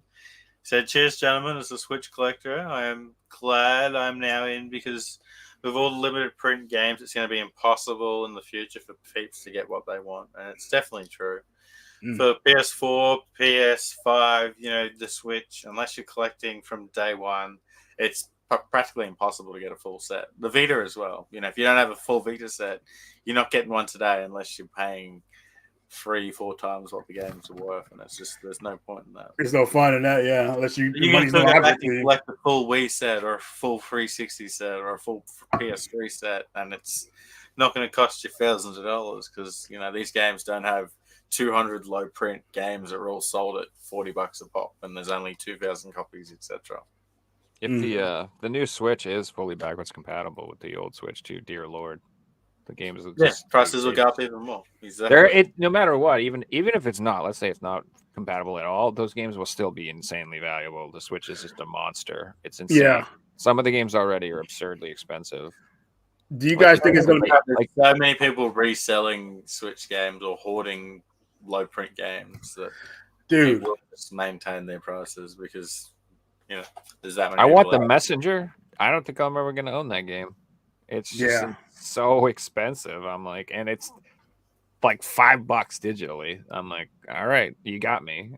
You win. I'm gonna pay $5 to play this damn game. I'm not playing $250 to pay a guy an 8-bit freaking Ninja Gaiden game. Whatever. That's where all this limited print stuff bites you in the ass, man. I mean, unless you get it on time or whatever like that, if you miss out, you're in trouble. And nobody to me, like that's sane wants to pay like $300-400 for a game that just came out or whatever like that, So I would say for the PS4, it's not like that anymore. If you miss a PS4 release, they don't go up much like they used to. But if you go back to 2016, 2017, it was crazy. But now the limited run, I like it. Number 500 and blah blah blah. The prices aren't. Well, they got bought out by the Embracer Group, so those guys started making like a lot of like different releases and everything. Limited Run was pretty hot the first couple of years, I think, but then I think like around that time that something like that game came out. What was it called? It was the Bird King. Yeah, Revenge of the Bird King. Yeah, somewhere around that time, man, when people started kind of falling off on them and everything. So there was a lot of controversies for Limited Run. Dude, the Limited, that was the first one I remember because I remember Jason, Metal Jesus got attacked for it and everything like that. They pretty much say, "Hey, would you like to show off our new game in your video?" He's like, "Hey, no problem." And they told him, "Hey, can you like let people know they're going to be at the show?" And that kind of set him up, like, man, because Jason doesn't know how the collector scene is. And then when he did that video, all these people started coming at him like mad, like. Like he's planning it, like he's sitting in a lab or on a table with his cat. Yeah, I remember asking about it. I remember asking on the show about it. He's like, "Man, what the heck what's going on with the collector scene?" I was like, "Yeah, that's how it is, man. If they can't have access to it, man. They get mad." So it was just a weird situation to put him in, like to have him do that video. So I just want to. I think Dave makes a good point here. He said that. I think a lot of those Switch titles will be listed on eBay until the end of time. I definitely think for a lot of them, you're right, and like more so for the PS4, but a lot of the Switch titles, because there are so few of them, will sell out, and there'll be so many that are crazy expensive. I mean, it's gonna go. There's thousands of games, so some will be like that, and some won't. You can already tell the trends of like which games are going to be expensive already. If they're expensive now, those are a solid bet. But then again, reprints are fucking crazy these days too. Like, yeah, our Siberia collector's edition, our collectors 1 and 2, how that got a reprint. Yeah, crazy. Painkiller, and like they can do the most expensive games, and they're actively trying to do the most expensive games. Like, it's not just a fluke. Like they're going, okay, this is the most expensive game for this system. Can I make more copies?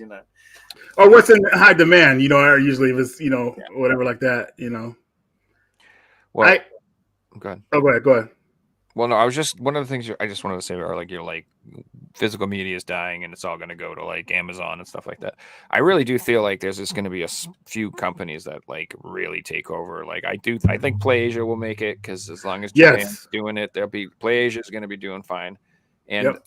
I also like the ones that just have stellar reputations. I'm telling you, like I never get any like I always get everything's right from PlayAsia for me. I've never had any problems. I'm sure some people have, but I've never had any problems. Everything comes in a box. Nothing's ever broken. It's always what I want. It's always in a reasonable amount of time. Like I haven't, unless like nobody got their copies or something like that. It's never like I'm just mine. Like I don't know. And then Video Games Plus, I think they're killing it. I think they're just going to do better and better over time. And I just think that like people are going to go to these like it's going to be like 5 different places that people go to get their games, and that's it. It's going to be just like 4 or 5 websites that do it. Yeah. I think we're going to see a lot of developers selling games from the websites themselves, just completely skipping out publishers and being like, we only have to print 2,000. What's that? Like 20 grand? Let's get a loan, do it ourselves, cut out the 20%, make the money ourselves, and pay less on interest. And they're already doing that. Like we're already seeing companies selling games themselves, which is cool. I'm happy to support the guy who made the game who's selling it on his own website. That's cool. I wanted to ask you guys. Well, also, this is the last thing about physical media, man. I think there'll be some form of it always around. I mean, and I'll give you an example of that. Evercade. Look how popular they are. Making physical media, and they're doing they're doing their own exclusive titles too, like a game like what's it called? Void something. I can't remember the name. I just actually had it in the video. But anyways, Full Void. That game came out on all systems, but they got to do a physical version for it, only on their system. So, if you want the physical, you get it on that system, which is cool. So Evercade has been a successful system that I feel like will last in the future because they'll start to do more exclusive titles for that system, I would think, So I think that's pretty cool. I did want to ask this, though, guys. I was looking at my Game Eye app, and I looked at how many Switch games I own, allegedly, because some Switch games aren't listed in here yet.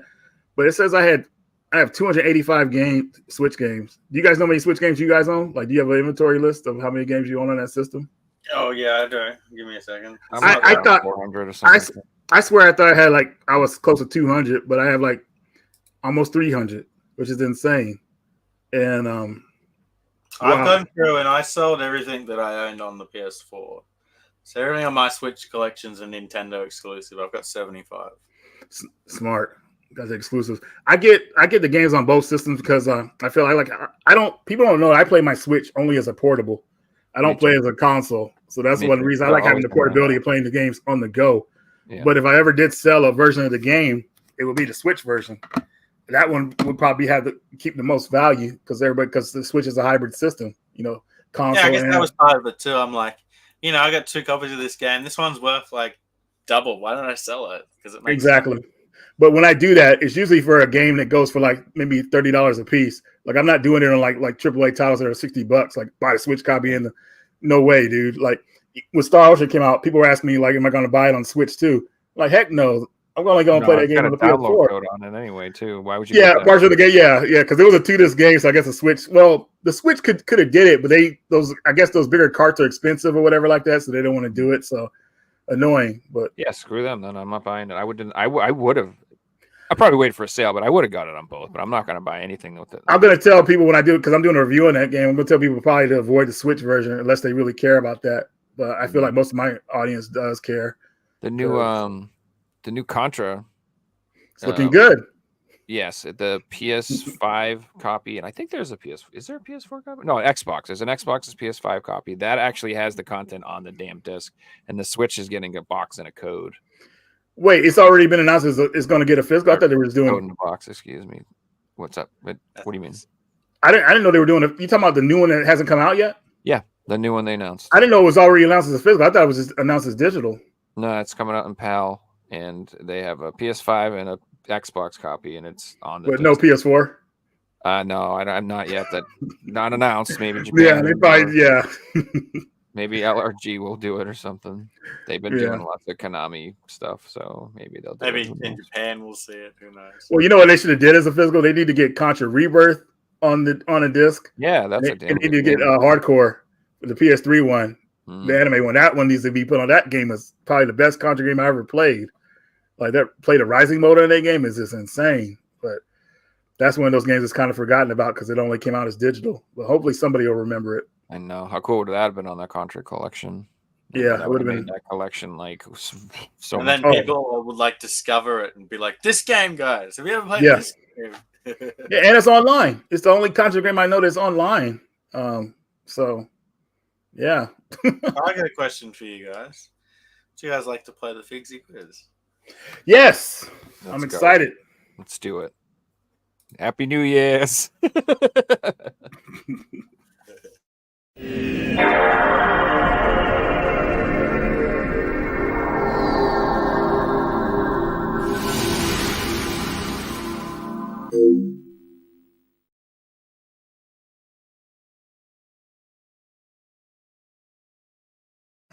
Oh yeah, let's go.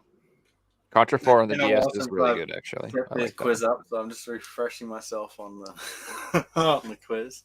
So we still have a chat question and answer. I haven't got the access to the points right now, but I'll pull that up for the next show. But chat, here is your question of the week. I'm looking for a full video game title.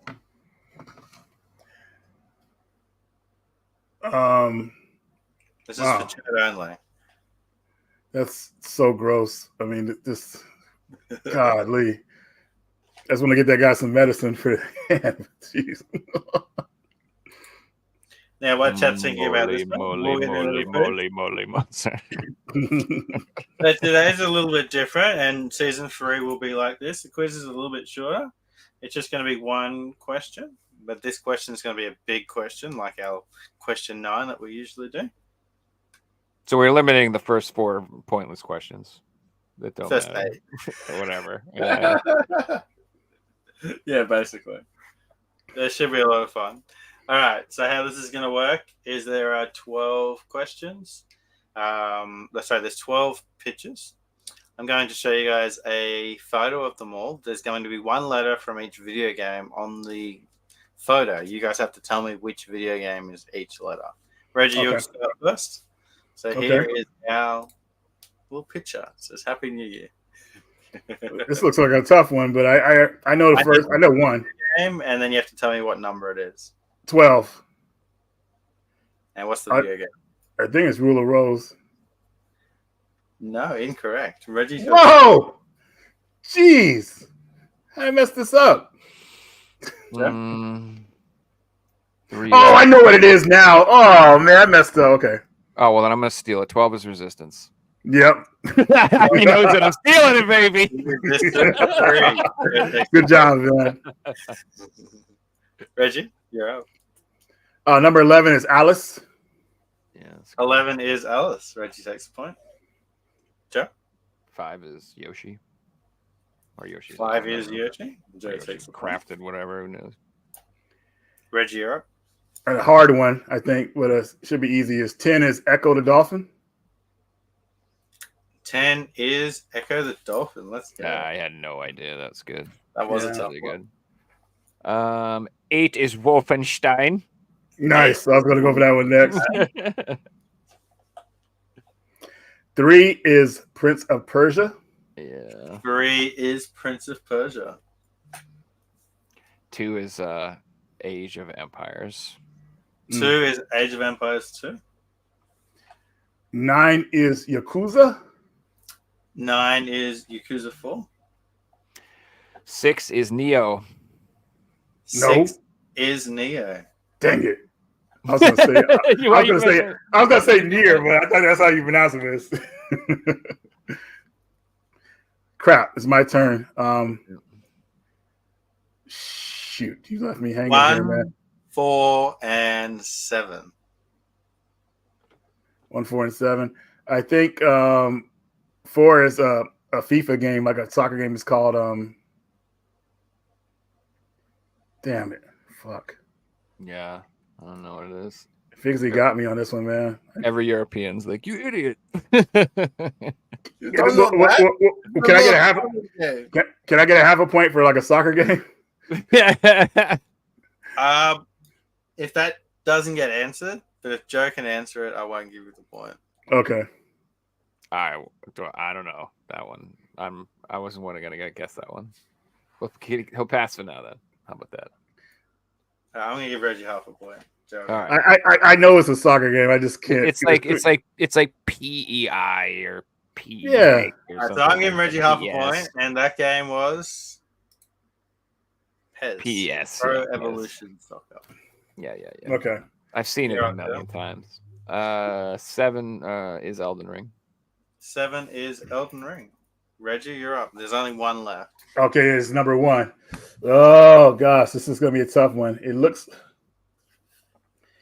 like a Roman number 2, but I don't. Oh man, I feel like it's I feel like I see a trench coat in the back, or somebody. I think it's Hitman. It's not Hitman. You got another strike. Joe? Damn it! It's Harry Potter. Yeah, it is Harry Potter. I don't play none of those games.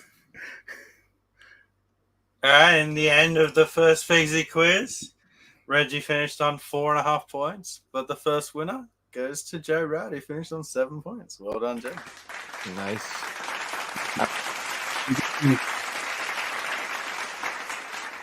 And I just have to see if anyone got the chat question. I need to scroll back. Moly. Sorry.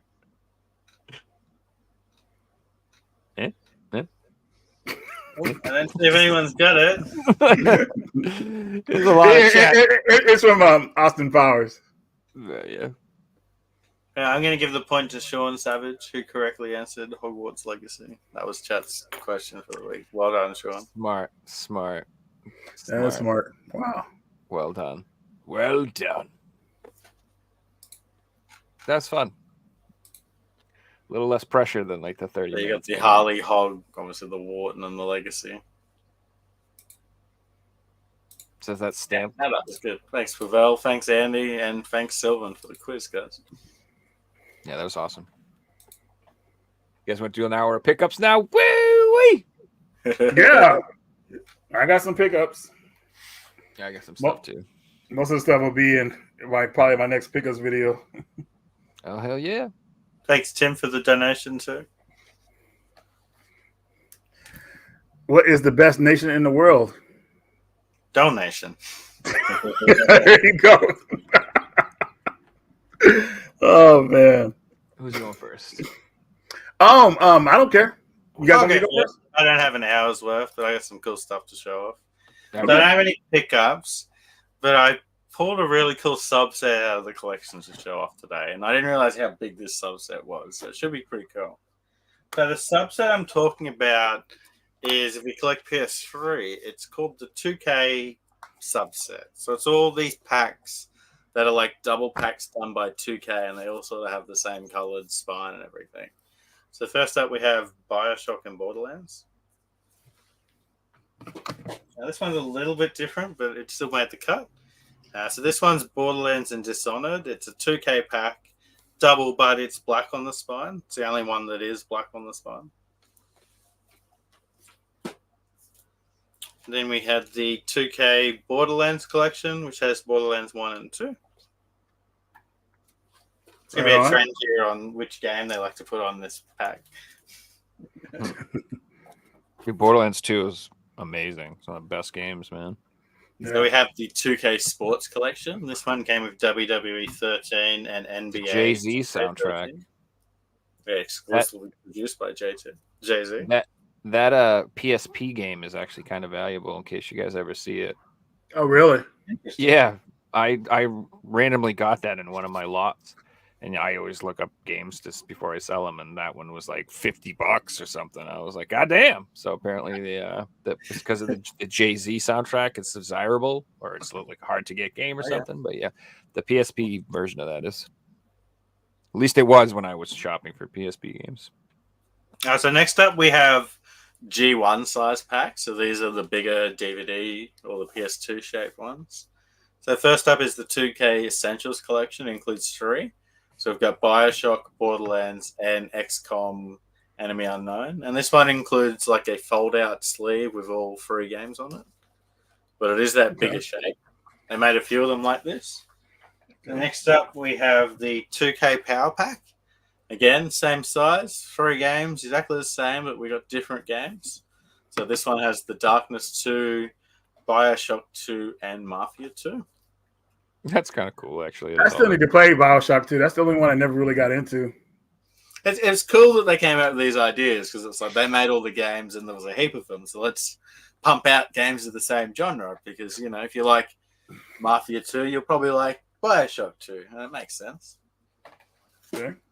And then with that in mind, similar games, they put out the Rogue and Outlaws collection. So we've got Mafia 2, Borderlands 2, and Spec Ops The Line, which is a really good game that a lot of people discovered. So that was cool being on that. Did you play through it? The Fixie, the Spec Ops The Line? Really amazing experience, that game. Everyone should play through it once. Yes, exactly. It's insane. And then I had all these, and I thought I had them all until I seen on Facebook one day that there was a rare triple pack in Power Regions. And that one is the 2K Sports Collection. So this is 3 of the G2 size. And so all 3 games in here in the cases. So we've got WWE 2K13, NBA 2K13 with the Jay-Z soundtrack, and Top Spin 4. And I'll just show you all of them together because they look kind of cool together.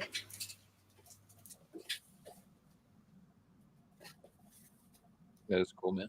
You're good to go to play Borderlands if you ever want to play Borderlands. Yeah, so it's a nice little subset because they've all got that same color, but from the black one there. The Black Sheep. Are people still play online on Borderlands 2? Probably. I mean, it's on PS4, so maybe on the PS4. Okay, on the PS4 version. Okay. Yeah. Everybody was just duping all the legendaries and cheating and like crazy when I played, so I don't know. Can't see much. Oh, snap. I guess it's my turn. Yeah, Reggie. Switch the screen. Okay, so try to go through this fast. I did a trade with a friend. He wanted rares. I just wanted commons. So I got Shell Shock 967, which I have not played yet. But I found out it had a sequel on the PS3 that I'm probably going to pick up as well. So I didn't even know. So yeah, it was a really underground release, like only in Europe. Did it get a North American release? You got American release from what I saw, yeah. Okay. It was a really underground one. Like I didn't realize it existed until I had like 600 PS3 games, you know. Oh wow. Next one here is Midnight Club 3 Dub Edition. Hell yeah, dude. That's one of the best games ever, bro. And the greatest version's the one you want. Oh, so the greatest hits version has the extras, huh? Yeah, it's got extra content on it. That's the one dude. you want, man. It's got like an extra map on it or something like that, I believe. Just like freaking Silent Hill 2 did on PS2. Yeah. They gave us the extra content. So good to know. Right on. Yeah, that's one of the ones where you want the greatest hits version. The next one here is a Pop Cap Hits Volume 2. As this game called Heavy Weapon on it. That I thought was originally a PS3 game because I had downloaded it on the PS3. But it got a physical release on the PS2 that I didn't know about. Rip off or something. It's more like a I can't think of the game's name, but it's the game where back at the old Atari game where you had like the cannon, you're just shooting at everything that comes in Missile there. Command. Yeah, it's like that pretty much. But no, you're moving around the tank. So it's been a long time since I played it, but I guess you could compare it to Metal Slug. But it's a silly, funny game, and I didn't know it had a physical release, so I got this via the trade. I also traded him. If you saw one of my recent videos, I got 2 more countercades. I got the Dig Dug one, and I got the Galaga one. So I got that via the trade and everything like that. I traded him one rare game I had and a couple other ones. He got you guys ever play Shadow Tower for PS1? Oh man, I want that game fucking so. You got another one? Oh, bro. No, I gave it up, man.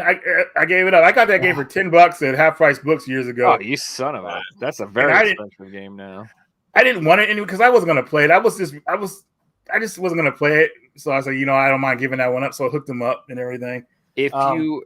If there's like a guide on like how to like set up the controls better, and it makes it infinitely better to play if you do that. Like the control scheme. Oh my god. If you try to play it with the regular default, forget it, dude. No way. You will die to a cockroach on the ground. You for spend an hour trying to hit it with your sword and just be like, not hitting shit, dude. So yeah, you want to like you want to basically like reset it up like a Dark Souls game, and you make the attacks R1 and R2, and then you make the left and right function as analogs, basically. So you make like the left, right, up, down. Anyway, It makes sense. That game is freaking. I love it, dude. Like I played on an emulator, and I actually fell in love with it, and I want to own it, dude. It is. It's really hard, which I love. Like I told you, games that kick my ass and frustrate me and make me mad are like I'm like, yes, this is awesome. This game sucks. Anyway, and it's wicked creepy, dude, and it has no music. You're just like in this creepy ass tower, and all you hear is like ambient noises and the monsters, and like your vision sucks. So it's like everything just like surprises you and scares the shit out of you all the time. And, it's really good, and it tells you nothing too. That's the other thing I like about it. It's just like. You're like, that's like, go ahead, figure it out. It has no guidance at all about where you're going, what you're doing. That's old school as hell. Really, really, yeah. So, like, if you want to suffer, you could try to figure it out and die a million times. But I recommend just getting a little guide. But yeah, it's a good game anyway. It's people made Dark Souls. It's like their first game. Yeah. Yeah, I just had no problem giving that one up, man. But if I play it again, obviously it'll be an emulator because I'm not buying it. That game is high up there. Next game I got was because I saw this in the post and I saw that you had it, obviously, because you showed it in the last video. Do Not Open. Survival horror in a mansion. I hope you didn't open this one. Hide, solve, or die. Dude, so I was playing it. I was capturing footage because it's going to be in Saturday's video. And basically you play as a man who's locked in this mansion and everything like that. And you have to solve puzzles to get to the new room. But what you find out is that if you play the game on its regular mode, pretty much you have 10 minutes to solve a puzzle. If you don't solve it in 10 minutes, a monster comes after you and starts stalking you through the house. So it gets very tense if you can't figure the puzzle out because you have a watch, and the watch will show you when the timer is up, pretty much. So I got through the first puzzle, no problem. Saw movie or something. Yeah, it's like kind of like that. But I solved the first puzzle easy. I was like, man, I'm gonna get through this game with a breeze. And then I went to the next puzzle. It wasn't really a puzzle. I was going around the house, but I was just kind of exploring, and it has jump scares that randomly come at you. So even when you're walking around the house, you'll get scared or something. But what ended up happening was I said, you know what? Let me wait till this timer runs out and see what's coming after me. That's a great idea. Bad idea, dude, because you hear it open. You hear that thing open the door, and I was like, man, I hit in the trunk to see it like walk by, and I was waiting for it. I was about to hop out the trunk, but all of a sudden my controller started shaking. And I saw that thing walk by. It has a freaking like one of those it's like a pyramid head with a long ass cleaver. I was like, oh snap! So I stayed in there. It was scary and everything. Like I was like, dude, I'm not getting out of this box. I just to capture the footage though. I went to go see a closer look of it, and the monster heard me, and it came out. It ran and grabbed me, and just like it was terrifying. I was like, dude, this is scary actually. So those are the scariest ones where you hide in something and they can still like rip you out of your safe spot. Like I hate. Yeah, they know where you go. Some games it's like you go in and you're good, and they won't attack you. You're fine. But some games you'll have like a meter, a fear meter. You just made too much noise, and they saw you go in there, and they're like, "You ain't hiding from me, bitch!" They rip you out and kill you, dude. Like, oh man. Good stuff. Texas Chainsaw Massacre game was good for that too, because you'd hide and be like, "Oh, great, he didn't see me. I'm good." And then you'd walk. I was like, I'm like, "Oh shit, he saw me! It's like terrifying, dude." Next item I got here is for the Switch. I got 2 of the Retrobit old school controllers for Nintendo games. So play the Nintendo games. Yes. Wireless. You could actually hook these to a regular Nintendo as well. I think you can hook them to a PC too. And, it's kind of cool to have something like this. Yeah, I'm wondering if it'll be precise with Punch Out, because Punch Out you have to have pretty much a precise controller. So I'm gonna test it out against Mr. Dream and see if I can beat Mr. Dream on this controller. If I can, then these controllers are 100% legit. But I'm pretty sure they're. And if you good can't, anyways. you can blame the controller. Yeah, I'll blame the controller instead of the game. Foolproof play. So next item here. I got one of these random retro boxes from Retro Boxes Company, and they sent this to me. I've seen these. These are really cool. Yeah, I got one. And what came in this one? I got 2 of them so far. And what came in this one? I thought I had the game here. Hold on a second. Yeah, here they are. What came in it? I got ActRaiser for Super Nintendo. I love that game. which I have never played ActRaiser Part 1. I only play ActRaiser 2, which is everybody hates that one. One's better. Well, if you play 2 and you love it, you probably will love that one better. But 1 has that like city building element to it that 2 doesn't have. And I'm a nerd and I like city building things, so clearly prefer. I play farming games. I like literally play Stardew Valley and shit.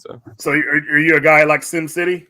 Oh, dude, SimCity on the Super Nintendo. I played the shit out of that when I was a kid, dude. I had like a Metropolis that I put hundreds of hours in.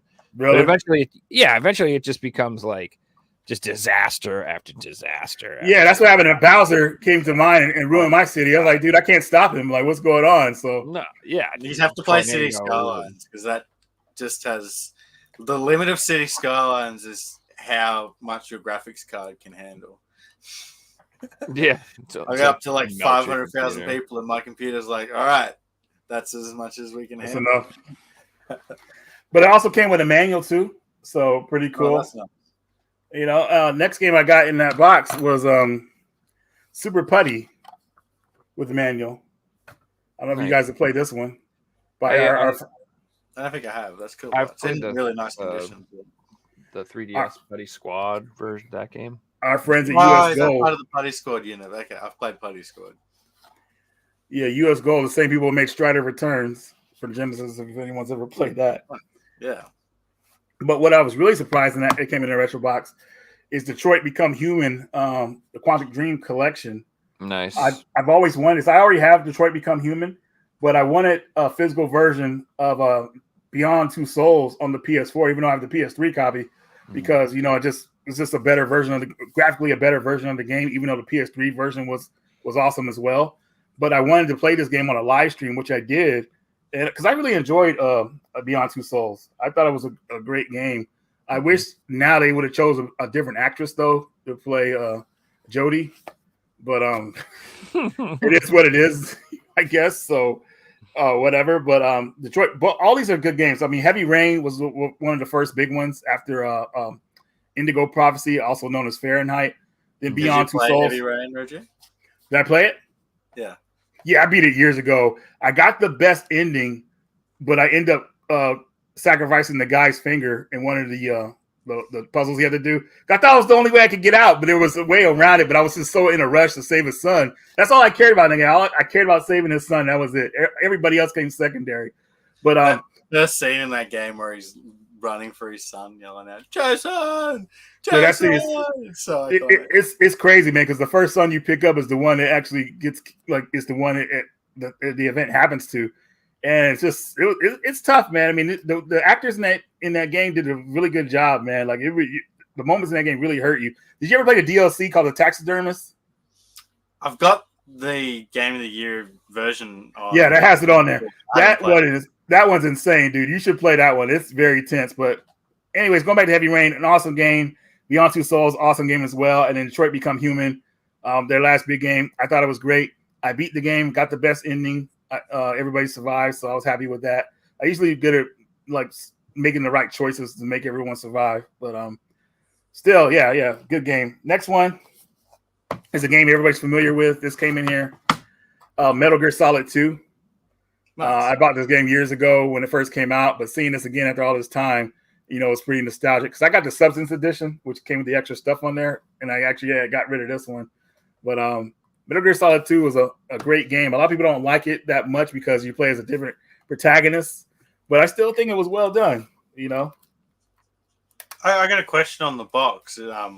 Do you get to pick the games that come in it, or are they random, or do you? No, this is random. Basically, they have them at a set price, and I mean, the more you pay, probably the better box you get. I think that's how it goes. But I just paid a certain amount, and boom, and I got this good stuff in there. So I was happy, especially with the first one I got.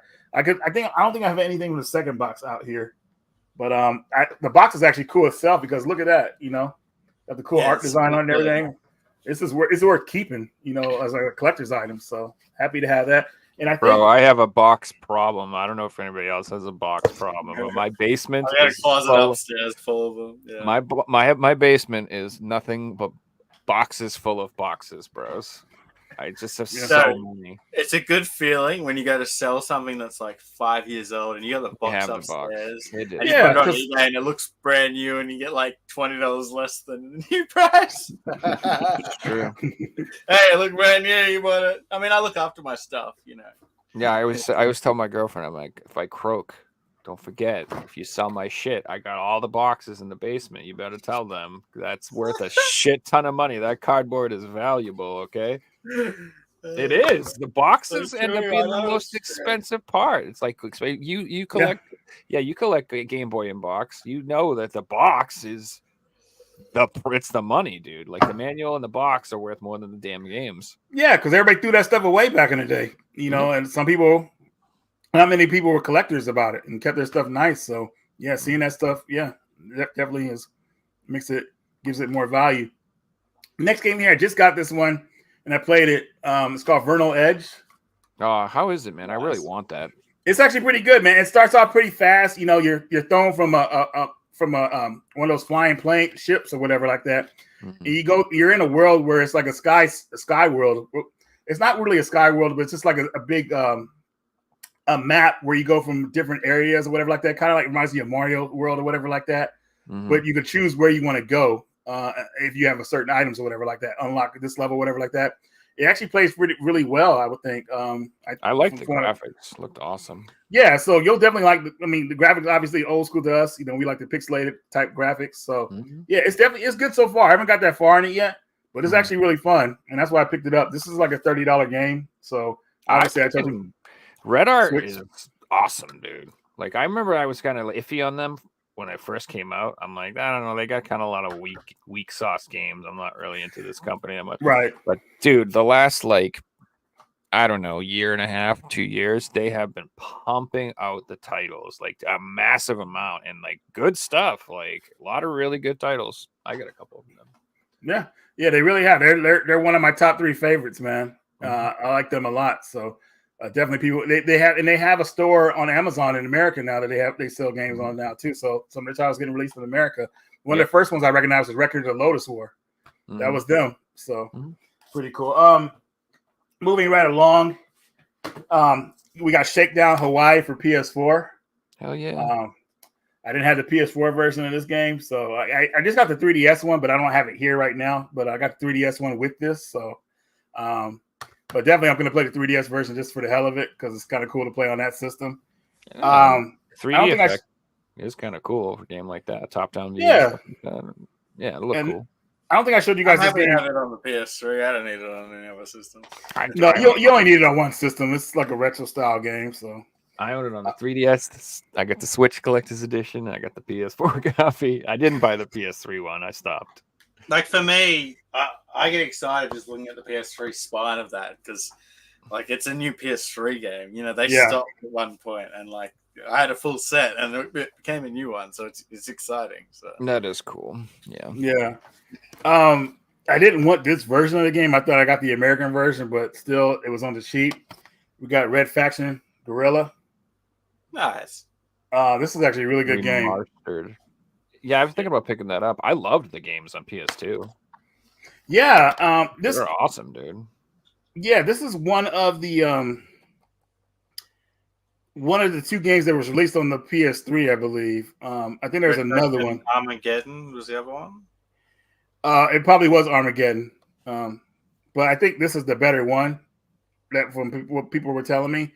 I mean, this is from our people that created the Saints Row series. The ones that were good, the first original 4, ones, the good ones. Yeah. So this is before they closed down. I wish they would just went to go remastering games like this again and making them better. They probably would have still been in business, but oh well. But anyways, I got that. I also got Scars Above. Someone told me this is like that looks cool. Not like a Mass Effect, not like it's like a Returnal type game. Okay, good. Someone tried to tell me it was like a Mass Effect game. I was like, no way, dude. That's can't be. But I mean, I'm not 100% familiar with it. I own it and never played it, but I thought it was a Returnal clone. But you'll play. Somebody said it was like a low budget Returnal or whatever like that. But everybody says it's a good game. Yeah, so I'm looking forward to playing that soon. This one, Legend of I don't even know how to pronounce this. Nayuta Boundless Trials. Oh, there you go. Hell yeah. Yeah, This is from the Legend of Heroes series, like a spin-off game. So this originally came out on PSP, and someone did a fan translation of it in English. I remember I have it up downloaded on my PSP, but I never got to it. So now it's on the PS4, and I can play this version of it. So looking forward to playing this one. And it's its own separate story, which is nice because a lot of Legend of Heroes games are connected. So you feel like you have to play all of them to get to certain ones or whatever like that. Like, no, this one's a separate thing. Or like Joe brought up earlier, you can't just play a JRPG. You have to get immersed in the story and become part of it. And like when they think like that, you can't just jump in because you've missed 3 games. Exactly. Dude, those games are going to be insanely collectible. Oh, I agree. Both the Switch versions and the PS4 versions, and probably maybe the PS5. I don't know, but the PS4 and the Switch versions of those games, I would buy all of them, and I can prove it because I did. I did buy all of them. You should buy all of them. I have all of them. I got every Trails. I had all of them, and then they started pumping more out in spin-off titles, and I just don't have the Trails 2 American massive ass version, that collector's edition. I got it on PS3. I don't need to buy it twice. That's fair. The next one I got is a game that everybody's playing during the whole COVID thing. This game got popular during COVID. We got Among Us. Nice. Mm-hmm. I knew that was a sus-looking title there, Reggie. What's up? I said I knew it was a sus-looking title there. Yeah, I know, right. Well, the media glitch. We were talking about playing this game possibly on one of our streams because we haven't played games all together in a long time. So I thought this might be a game that we could all play. I never played it before, but I don't know. It might be something cool, but I don't hear. I've got a slipcover. That's really cool. It's fun to play with friends for sure, dude. You murder each other. How could you not have a good time? Yeah, so I'm looking forward to playing this one. And then I got Silent Hope for the Switch. Did I get that? I don't think I ordered that. I meant to. That did look really good. Yeah, it went on sale for I think it was like $40. So I like how these come with the nice boxes, pretty durable, the game, manual, soundtrack, all that good stuff. So you get in a pretty good deal for the price, or at least of that price, I would say. So, yeah, it's like an action RPG. And it's like like some kind of crater in your town. You jump down the crater, and it's like this whole world. Yeah, it's hard to explain. But in PAL Territories, it's got a terrible name, and it's totally different. It's called really. It's named after some chick. It's called Alice Sandra or something, some bullshit like that. Dude, that reminds me when Allison Court renamed the robots in Mega Man X5 to all those weird robot names, like those rock star names. Everybody was like confused. It's like, when they do that, don't change the name. Keep the original name. If it does, I don't know. All right. Almost done here. Well, Japan, one thing, because sometimes it's just like the translations come out differently. But when it's North America to PAL and they've got different names and it's region 3, you're like, is it the same game? Is it a different game? Mm-hmm. Maybe it's a different one I'm thinking of. This game is called Loop 8, Summer of Gods. Nice. Turn-based RPG, story-driven, really heavy story-driven turn-based RPG. But though I like the game, I don't think it's for everybody, man. Because the game is like in a loop. Oh. Like the same stuff will happen to be different events, and that's a part of the story. It might bore a lot of people away from it. So only a certain crowd of people I think will like this game. They did the right decision making it like this collector's box, because if the game just sold by itself as a standard edition, I don't think sales would have been like really popping for it. So this was the first thing they really marketed, was this big box set. And it comes with a poster, calendar, soundtrack, game itself with manual. But I don't know if it's the type of RPG that'll hold a lot of people's attention though, because it's so weird. Like, going through loops. It's got an interesting concept. It's almost like Groundhog Day in a video game. Yeah, exactly. That's exactly the perfect way to put it. So not for everybody, but it is cool for those who are patient, I would say. That game, I looked it up. It's called Frederica. Just so you know, I'm not insane. That's what it's called? Frederica. Yeah. I don't know either. Here is so Europeans like, what the fuck? I can't find this game. I haven't played this game yet, but this is Eagle Island Twist from Premium Edition Games. Nice. So their games.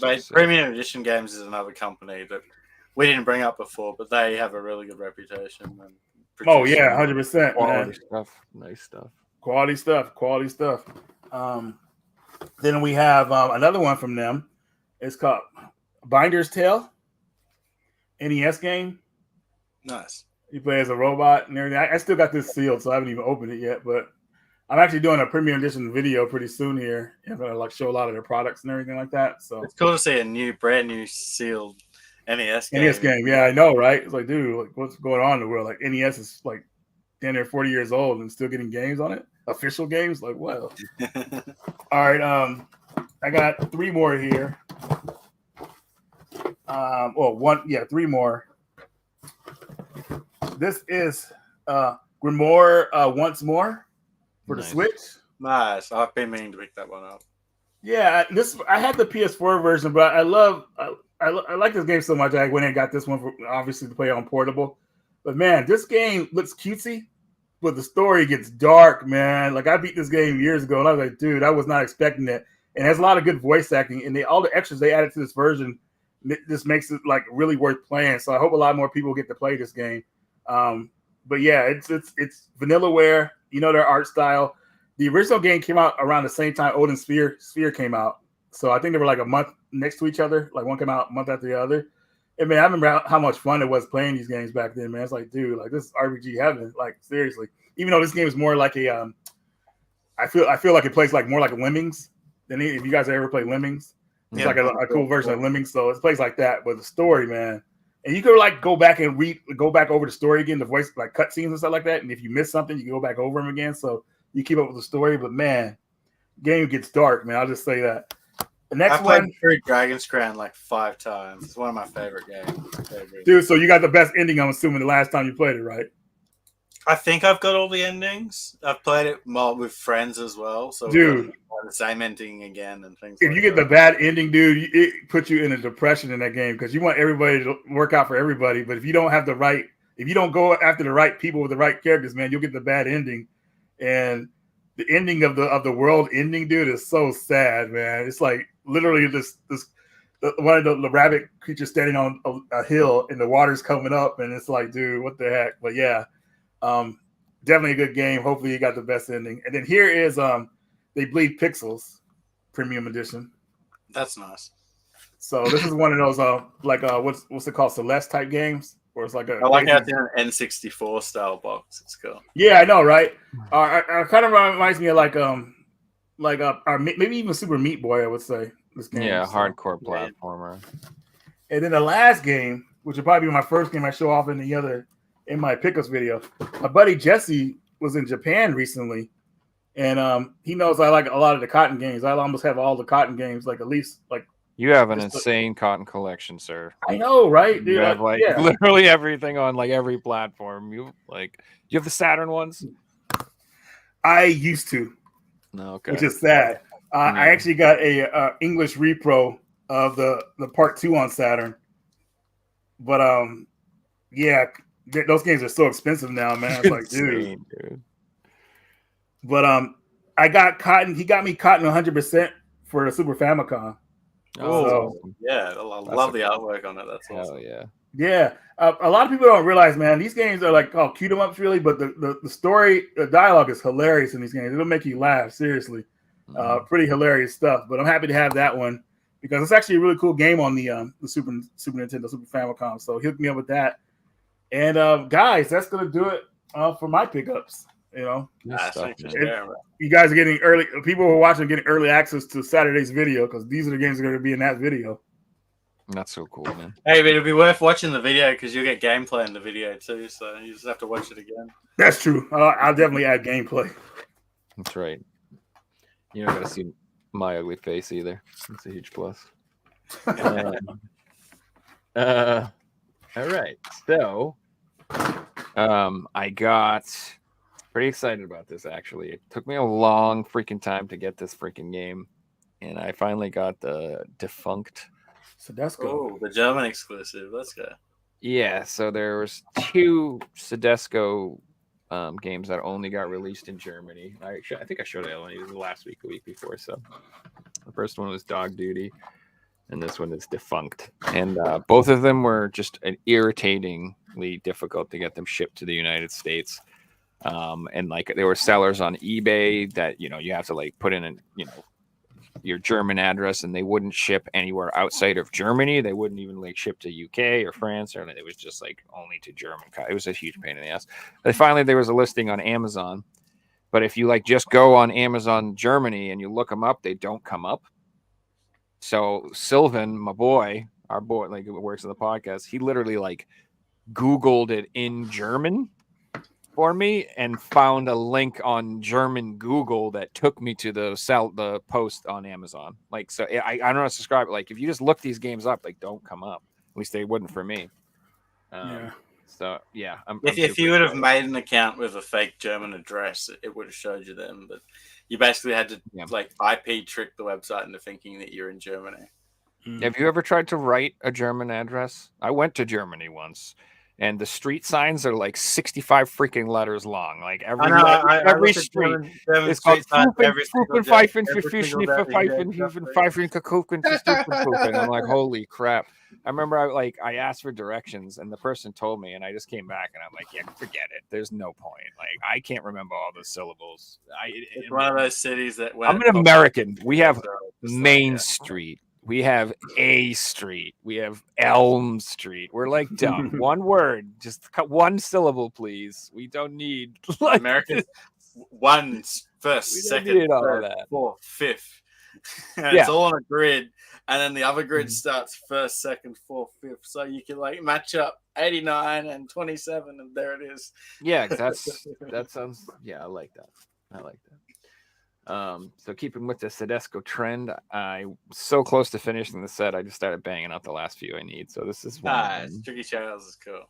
Yeah, Tricky Towers. It looks like some sort of Tetris type thing, maybe like a versus type thing either. Looks pretty good.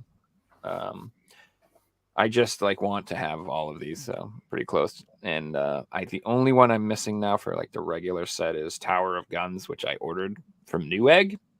And it says it's the ESRB copy, but we'll see, because you never freaking know what you're going to get, especially when it comes to Sedesco games. So if you are buying Sedesco games off of eBay and it doesn't have an actual photo of the game, good luck getting the version you want. Good freaking luck. Because like 99% of the time, they're going to send you the PAL version and go, it's the same. It's the same. What's your problem? It's the same. Why do you care? It's the same. Why don't you play it? See if it works. Like, dude. Like, that's not the point yet, jackasses. Like I have every ESR. You think I'll be able to sleep at night with one freaking PAL game in there? Not a chance. Some games I don't mind, but not when I'm collecting a goddamn set of games. You're out of your mind. All right, so these finally came in from Japan, from PlayAsia. This is Devil Engine for the PS5 and the PS. I was looking into those because of you. Okay. Yeah, they're shmups.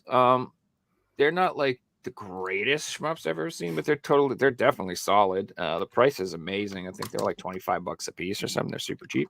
Mm-hmm. But one thing, if you want to be in the know, Limited Run Games released these in the West.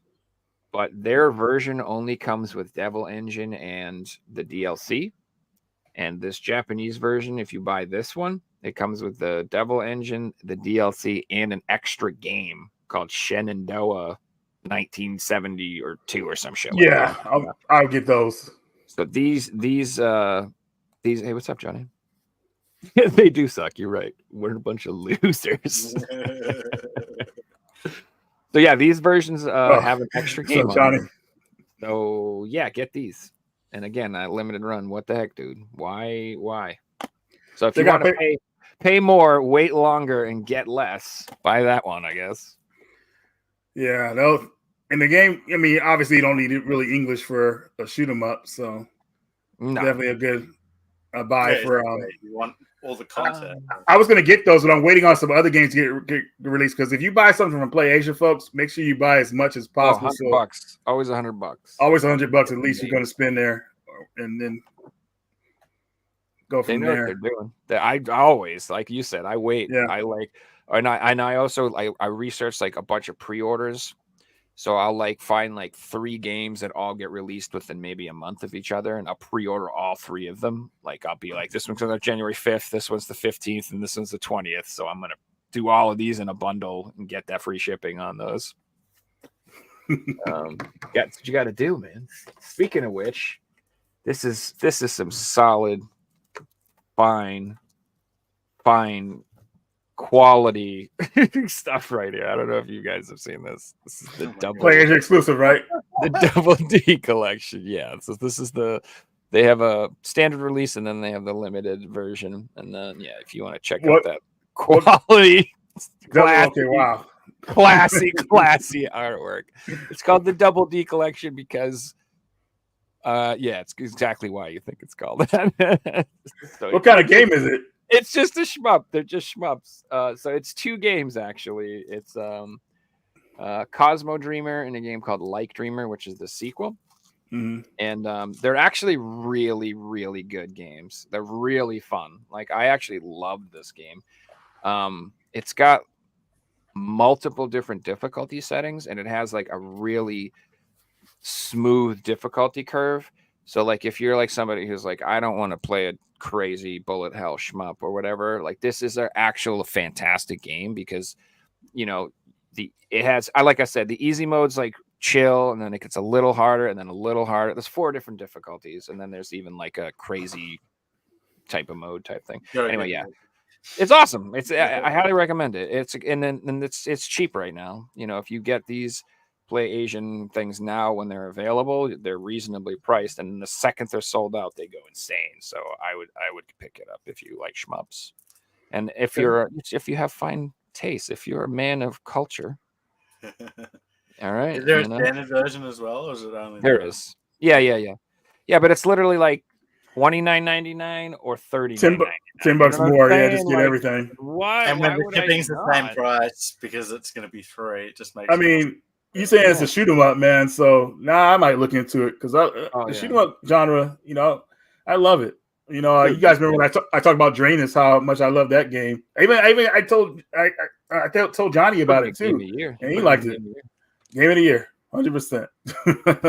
Yeah, you know how we do those picture questions where you're supposed to get, like that we do for chat. Mm-hmm. I made one for Drainus, and they wouldn't use it. I don't know why. Really? That would have been hilarious, dude. I mean, it was pretty self-explanatory what the 2 pictures were. One was a drain. What was that? Yeah. You wait that one out yourself. I just threw that in our chat, and everyone's like, "Why did you put a butthole in the chat? Like, what the hell is happening?" I remember that. Like, it's great. Yeah, come on, put it together. Anyway, so this finally came in from Limited Run Games. That looks really good. How long did you wait for that one, man? Long fucking time. Probably about a year at least, because I bought the PS5 copy when it came out, and that was a long time ago. So this is a survival horror game, puzzle-y type game where a big creepy dude dressed like that will kill you if you piss him off. Well, he's hunting you? Yep. Ooh. He's hunting you, and it literally says on the back, someone is hunting you.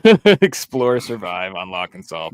So yeah, it's like a puzzle adventure type of thing, but so it's kind of like Do Not Open. Yeah, very similar. No. Okay.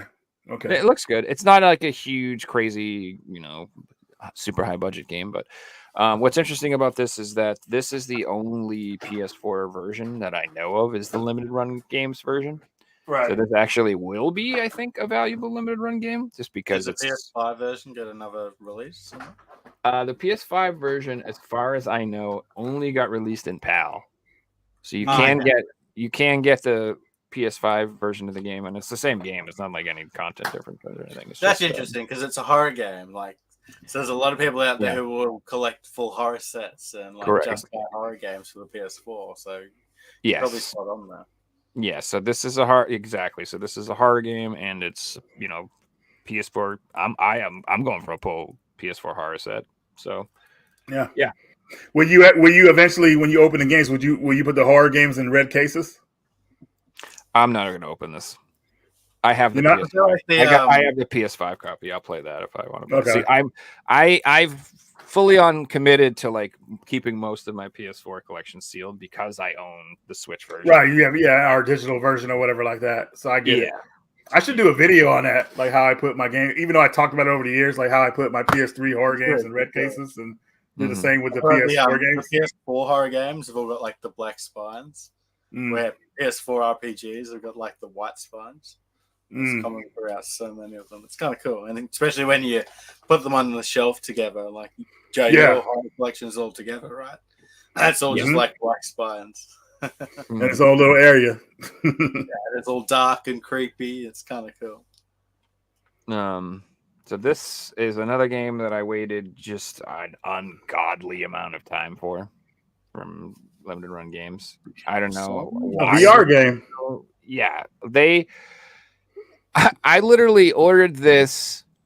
They announced the PS5 version. I had ordered the PS5 version and I got that before I got this. Like, I don't even know. Like, it just like I don't know what the hell it is. Did they just forget about it? So you know how you like I always order like 3 or 4 games from Limited Run Games at the same time because I want my shit to show up in a box. And if you don't pay them for a box, they just ship it to you in a bag and it shows up broken. And I've gotten like when I would buy one game at a time, I'd say 50-60% of my collectible limited game showed up smashed and crushed and broken. Loose discs and broken cases, and I could fix loose discs. I'm a whiz at that now, dude. I actually love it. Sometimes you'll get a game that like the disc is loose, which is all right, but the game's been squished. Yeah, and like you can tell if you hold it at certain angles that it's been like squished down in the mail. Yeah. I hate that. Yeah, or warped, or or very common thing, especially with PS4 games. If there's like a lot of pressure on the game, it'll put that ring imprint in the back of the game, which is really flipping annoying. That's like the number one thing when I buy off eBay. I'm like looking for that fucking ring. I hate that.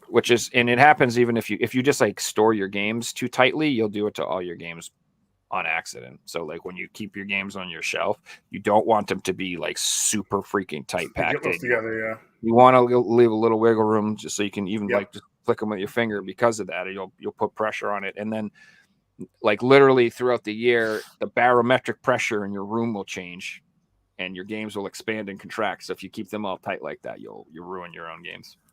Okay.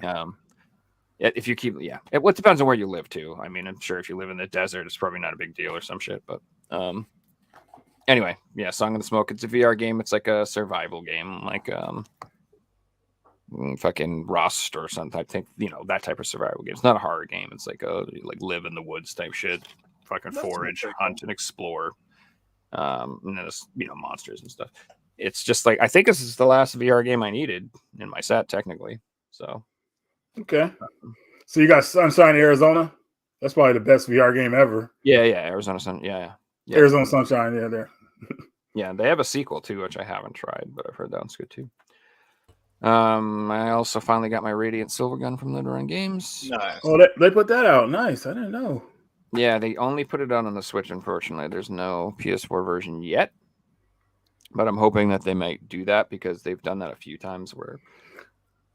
Or maybe play with Jamestown, they only released the Switch version. Dude, I was mad about that because I got the Switch version thinking there was going to be a PS4 version, and they announced a PS4 version. Like, dude, come on. Yeah, they're late to the party all the time. Like I used to buy all my Japanese shmups and then replace them with the limited run versions, but I'm like, I'm not doing that anymore. And like, let's keep the Japanese version. Yeah, I'm totally cool with the Japanese versions, and especially when there's more content on the disc. Yeah, now I'm like, what the hell? No, I definitely don't want that. Anyone's not familiar with this game, it's a really awesome shmup. It was what was this on? Was it Saturn or Dreamcast? I can't remember right now. It came out on Saturn. Yeah. The sequel came out on Dreamcast. It's called Ikaru. It's like a spin-off type sequel or a game. It's called Ikaruga or something like that. Yep. Yeah. It's dope. It's a really good game. I bought it. I've been waiting for this so damn long. It went on sale on one of the Steam sales, and I bought it from my Steam Deck, and I've been playing it on that. So I'm not even to open this because I'm kind of sad that the game you bought's gone on sale before you get it. Yeah. Well, yeah, and I waited so long, and if it's like it was like $10, I'm like whatever. I just wanted to play it, And again, like now I can keep this sealed, and I don't have to worry about it. So, and then my last two are I got the Scout Fold. I just got that. Wow. Edition. Nice, Yeah. dude. Like a Castlevania-esque type look to it. Yeah, it's very inspired by that for sure. Yeah, look like the same artist. Um, Who did art for those games? Maybe I'm wrong. I don't know. It could be. This is another Red Art Games that just recently came out. The first Scout Fold game. I think it might be their most valuable game. It's very expensive. The original Scout Fold. And it only got released by Red Art Games physically for the PS4 through their company and sold out. And it's pretty expensive. I think it sells for $100 right now at least. So it does. And I got that recently. I got lucky with that one too because nice sold out. So that you can get the regular version through Video Games Plus if you want to get it cheaper. If you want the deluxe edition with the cool sticker, it's all shiny. You know you want it. Look at how shiny it is. You have to get it from Red Art Games directly. It's a nice slipcover. I don't know about the spine being all blue, but it's got a really cool artwork on the front. Yes. So I'm not gonna open this, and I have Scout Fold, the first one, and I ain't gonna open that either because I bought this. I'm gonna open this bad boy because this is the first game and the second game on one cart. And you know, the only thing that drives me nuts is they put this beautiful sticker on the outside, and like I hate it. I'm gonna literally like cut. Can you peel it off? You want it to be on the regular case and everything. Like I know. Yeah. It's hard. You have to be careful peeling those off because it'll tear. No, if you don't have the right. Yeah. I'm gonna take my time and I'm gonna transfer it onto something else. I'm keeping that sticker. I love it. Yeah. And then what's really cool is, I guess it's really cool. I don't know if you it came with some keychains, dudes. Oh, okay. So there's the two main characters there. I used to think that was cool until you put everything in a box and then you forget which game it goes with for it. And you're like, oh, what's this box of random stuff? And Red Art Games are so cool. They gave me an extra keychain for no reason, dude. I got 3. I don't even know why. So, well, one to keep it, a couple keep in the box, and the rest for you to put on your keychain. So no, dude, I'm on eBay this motherfucker for $3,000. $3,000.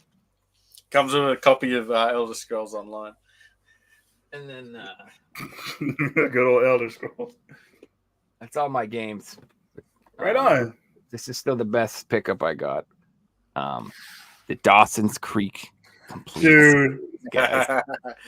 So now I can hang out with Dawson and Joey anytime I want. Seeing that back in like junior high school, man, I really thought Dawson was going to end up with what's her name, but that show was so weird. And I got it. It's my girlfriend's Christmas present. I'm just joking. Oh, okay. You got. I thought you were serious. No, this was my present that I got. I'm much more excited about this. This is the Vikings complete series on Blu-ray, the entire show. I like how it's the 2 big packs instead of just like Blu-ray DVDs inside. Hell yeah. You know, the best part of it is it doesn't include the Netflix stuff. So I'm building a Blu-ray and DVD collection that like I specifically go out of my way not to include all the new shitty movies that I don't like. I've literally like I can get the Jurassic Park 6 movie collection for like $50, but I spent $60 just to buy the first 3 because fuck those new movies. I don't want that shit in my house. I don't want it in my collection. I literally don't want to own it. I just want the good ones. Like you can buy like all the Star Wars collection and fuck that. I'm buying all of the individual movies that I want. I'm just getting those 6. The rest can rot in hell. You know what I mean? What do you mean? There's only 6 Star Wars movies. Exactly. Like I went out like they had like the Matrix collections everywhere where they have the Matrix with the new 4th movie. Fuck that. I was specifically bought the one that just had the first 3 movies. I do not want that trash. Like I'm not like I will spend more money to not purchase the 4th movie. Horrible crap that they're making. Like I do not want it. Like Game of Thrones 1 to 7 box set. I would buy the whole thing of that. I mean, it is, It was that bad that it's almost worth doing. I'm just not gonna buy that. I'm just not gonna buy that, to be honest with you. I don't want to watch Game of Thrones. Like, if I think I get free HBO Max anyway. So if I really want to watch it, I will. I like the new show though. Have you watched House of Dragons? I haven't watched it. It's good. I like it. I like it. It's a direct sequel to the original series. It's a prequel. It's a prequel. Oh, prequel. Okay. Yeah, it's like just a more simplified, smaller story that takes place. It's got more I don't know how to describe it. Like, it's based on the Targaryens and their origins and everything, right? Yeah, and it's just one of those stories where like the entire time the tension's building and you're like, all these motherfuckers are just gonna murder each other, and like it, like you just know it's one of those like Shakespearean, like everybody's gonna die, everyone's gonna poison each other, stab each other in the back, and, it's just one of those shows. Nobody's a good guy. They're all just bad guys, and you're just curious who wins. Everyone dies. Don't have a favorite character. Yeah. No, I mean, I got favorite characters, but they're big Dargans mostly. I like Dargans. We had a couple of memes sent in from you guys. Okay. Achievement unlocked. Visit 1,000 climate conferences. So when you unlock Impressive. Or private islands. Oh Lord. That's all Twitter at the moment. Same Jets. Just saying. Spider-Man 2 finally wins Game of the Year, but the award came from Sony. Wow. Spider-Man 2. I just did a review on Miles Morales. That should have been the Obama giving himself the medal. Meme. Yeah. Like, how do you get an award for not doing anything? Like, dude, what the heck? Like, that was so weird. Secondhand still. That's pretty funny.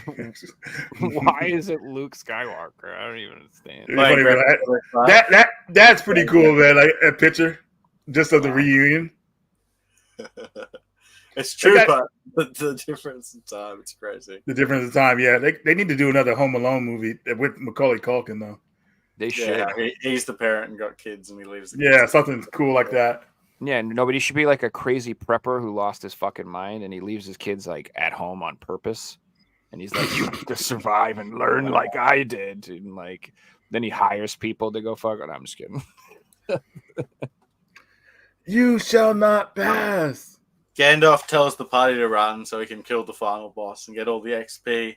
Then he shows up next season all leveled up with all new robes and a new stuff. Scumbag Gandalf. That's kind of funny. How did he come back like that? Like he was all like just leveled up in the movie. Like, what? Like, how are you alive? He killed him with an axe, dragged the corpse home, and festively decorated it in his living room.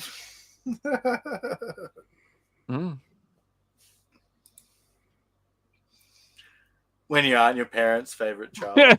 Dude. Damn. Wow. When she leaves a note on your Xbox that says, this isn't working, but you turn it on and it's just fine. Nice. Yes, that's sweet. That picture is hilarious. How people have been adding to it. Mm-hmm. Poor little fella. R.I.P. to all the Nintendogs who haven't been fed since. Dude, that's kind of sad because you turn on that system and one of those animals were gone. It's like, that's messed up, man, because the game plays in real time. Dude, that's how Animal Crossing used to get you too. Like, if you don't log in for a while and you go back to your island, everyone's like, oh, it's you bastard. Nice of you to show up, you jerk face. You're like, oh my God, what's with the psychological pressure here to play this game? These imaginary raccoons really ruining my day. People pre-order games and have bad experiences, then they do a bad review. Me waiting for the bad reviews so the game's 50% cheaper than I buy it. Smart. Yeah. Monk. Buddha. What makes us human, the Buddha? Selecting all the images of traffic lights. It's true. It's Wow. True. They verified it. Finally got it, homies. My PlayStation 5.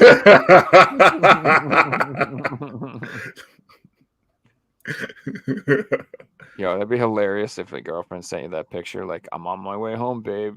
Oh shit! That's That's hilarious, dude. Oh. Like Modern Warfare 3 on PS3.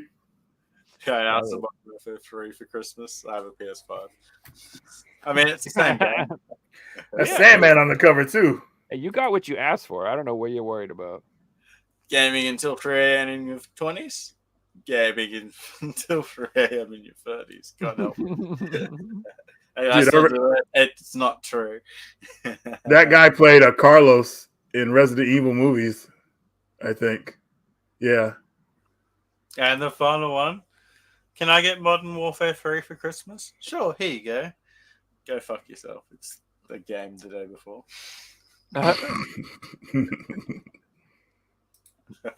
Thanks everyone who said their memes in. That's awesome. Yeah, that's good stuff. Right on, guys. Heck yeah. If you didn't know, my Discord got hacked, but I made a new account. I'm still in the server. I'm trying to get my old account back, but the support's pretty shit. So the server's all good again. You can jump back in and upload your memes for the podcast and pickups and everything. And if Figsy asks you for money, don't give it to him. Well, actually, download the game. Don't listen to me. Yeah, send me a link to your to the Discord too after we get off of this because I need to go there too. Sure, I have to get one of the mods to add you because I'm not a mod anymore. Oh wow, yeah. I know. I told they need to fix their security, man. It's if he gives me the $2 billion worth of Bitcoin I asked for, he can have his fucking Discord back. Oh, it's all you, huh?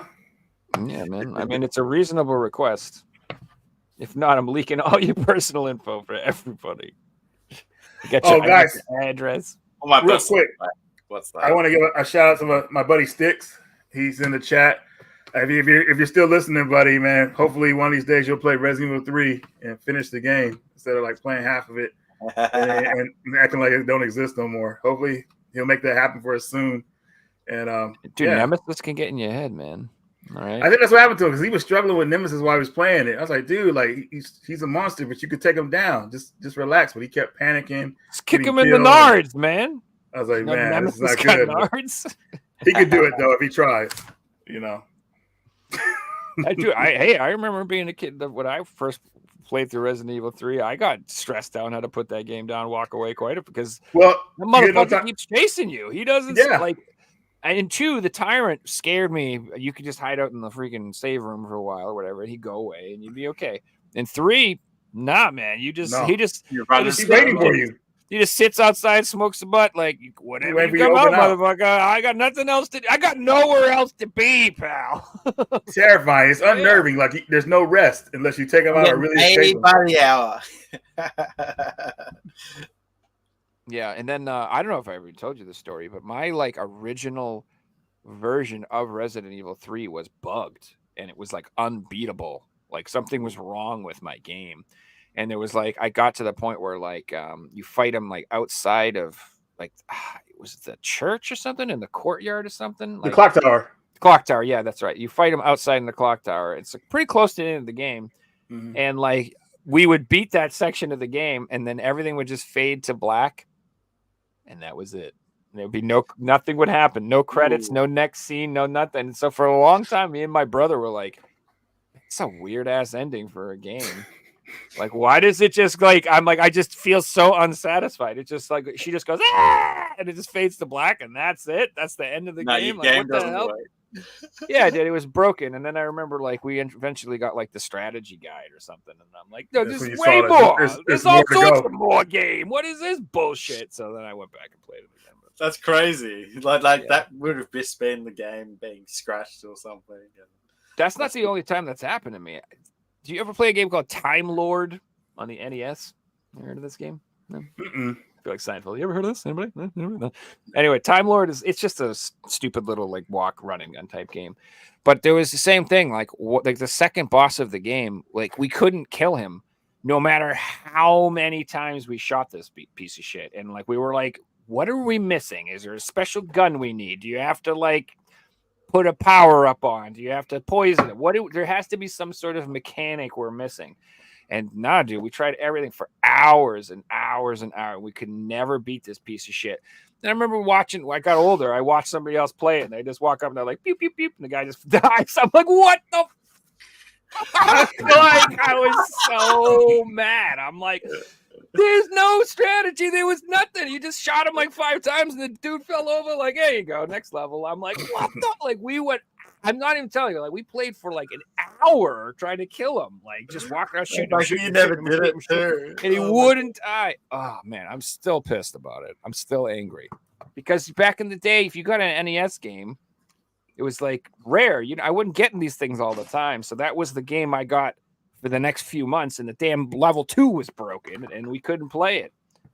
Furious. And we were at the store and you could have chosen between 2 or 3 different games. Yeah. And we chose that game because the cover looked cool, man. Looked cool, dude. Time Lord, he looked like a badass. Like that. Time Lord. That'll be me for the next 6 months.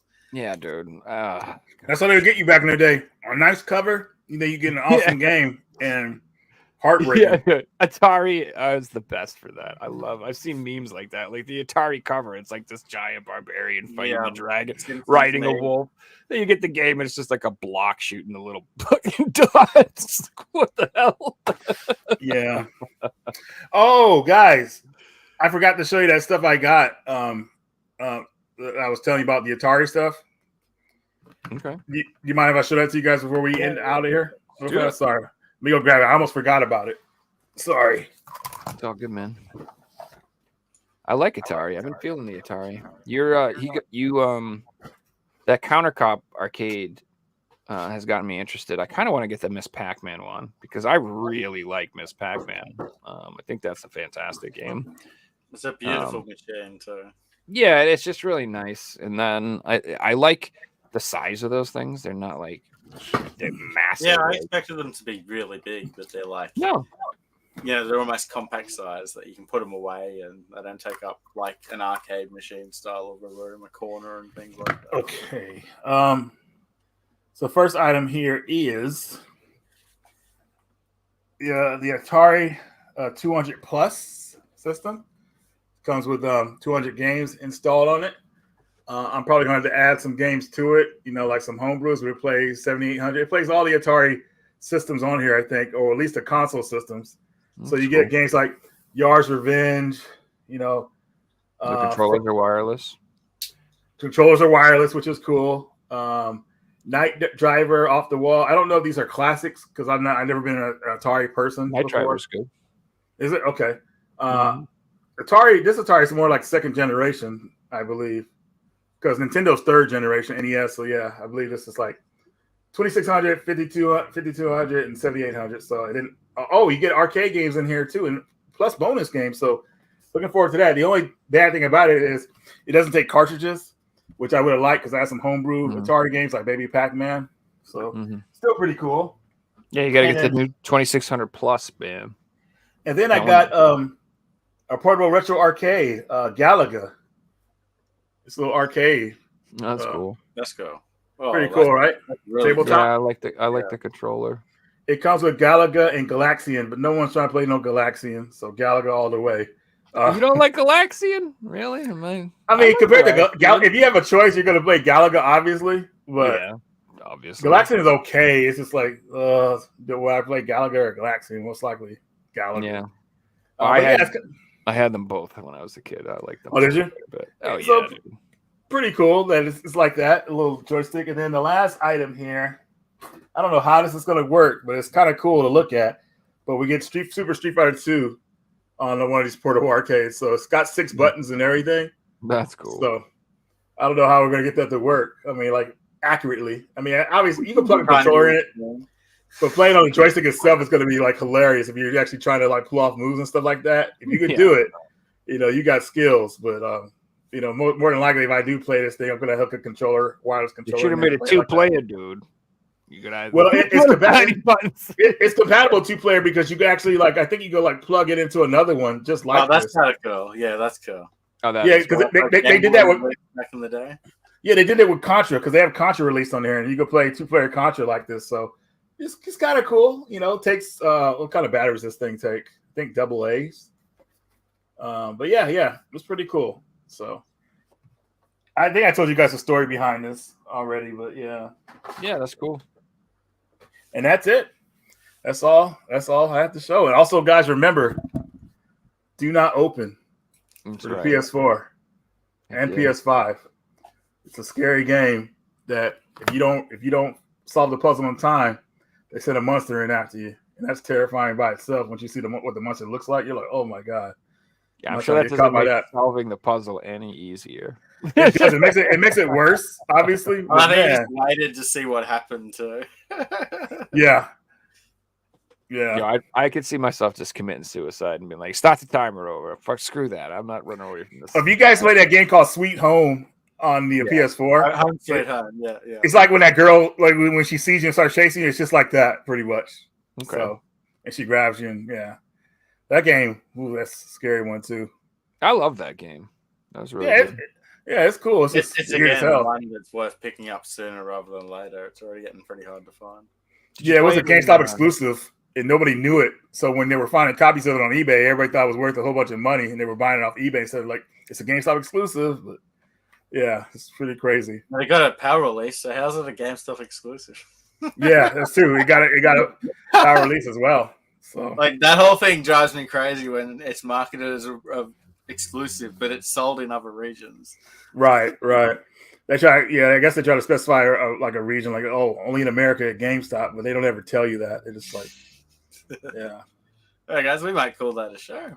Thanks Yeah. everyone for watching. It's been a heap of fun. Reggie, thanks so much again for coming on. It's been an honor. Regular at this point, part of the furniture here.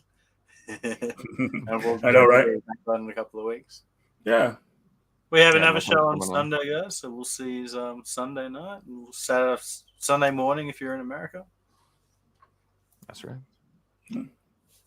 Have a good night, Season everyone. three. Peace. Later, everybody.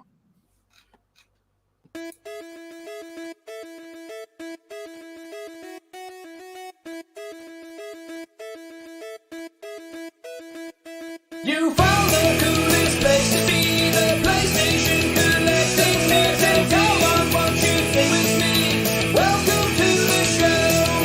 Gather round the boys and girls, collectors from around the world. Let's show the people what they need to know. Welcome to the show. Gonna talk to guests when we got the best. Gonna put their knowledge to the test. Gonna laugh and memes, gonna live the dream. Gonna show you things you've never seen. Gonna sing the song to the break of dawn. Gonna rock this party all night long. So come on everybody, let me see you dance. Get yourself ready, you got one more chance. You found the coolest place to be.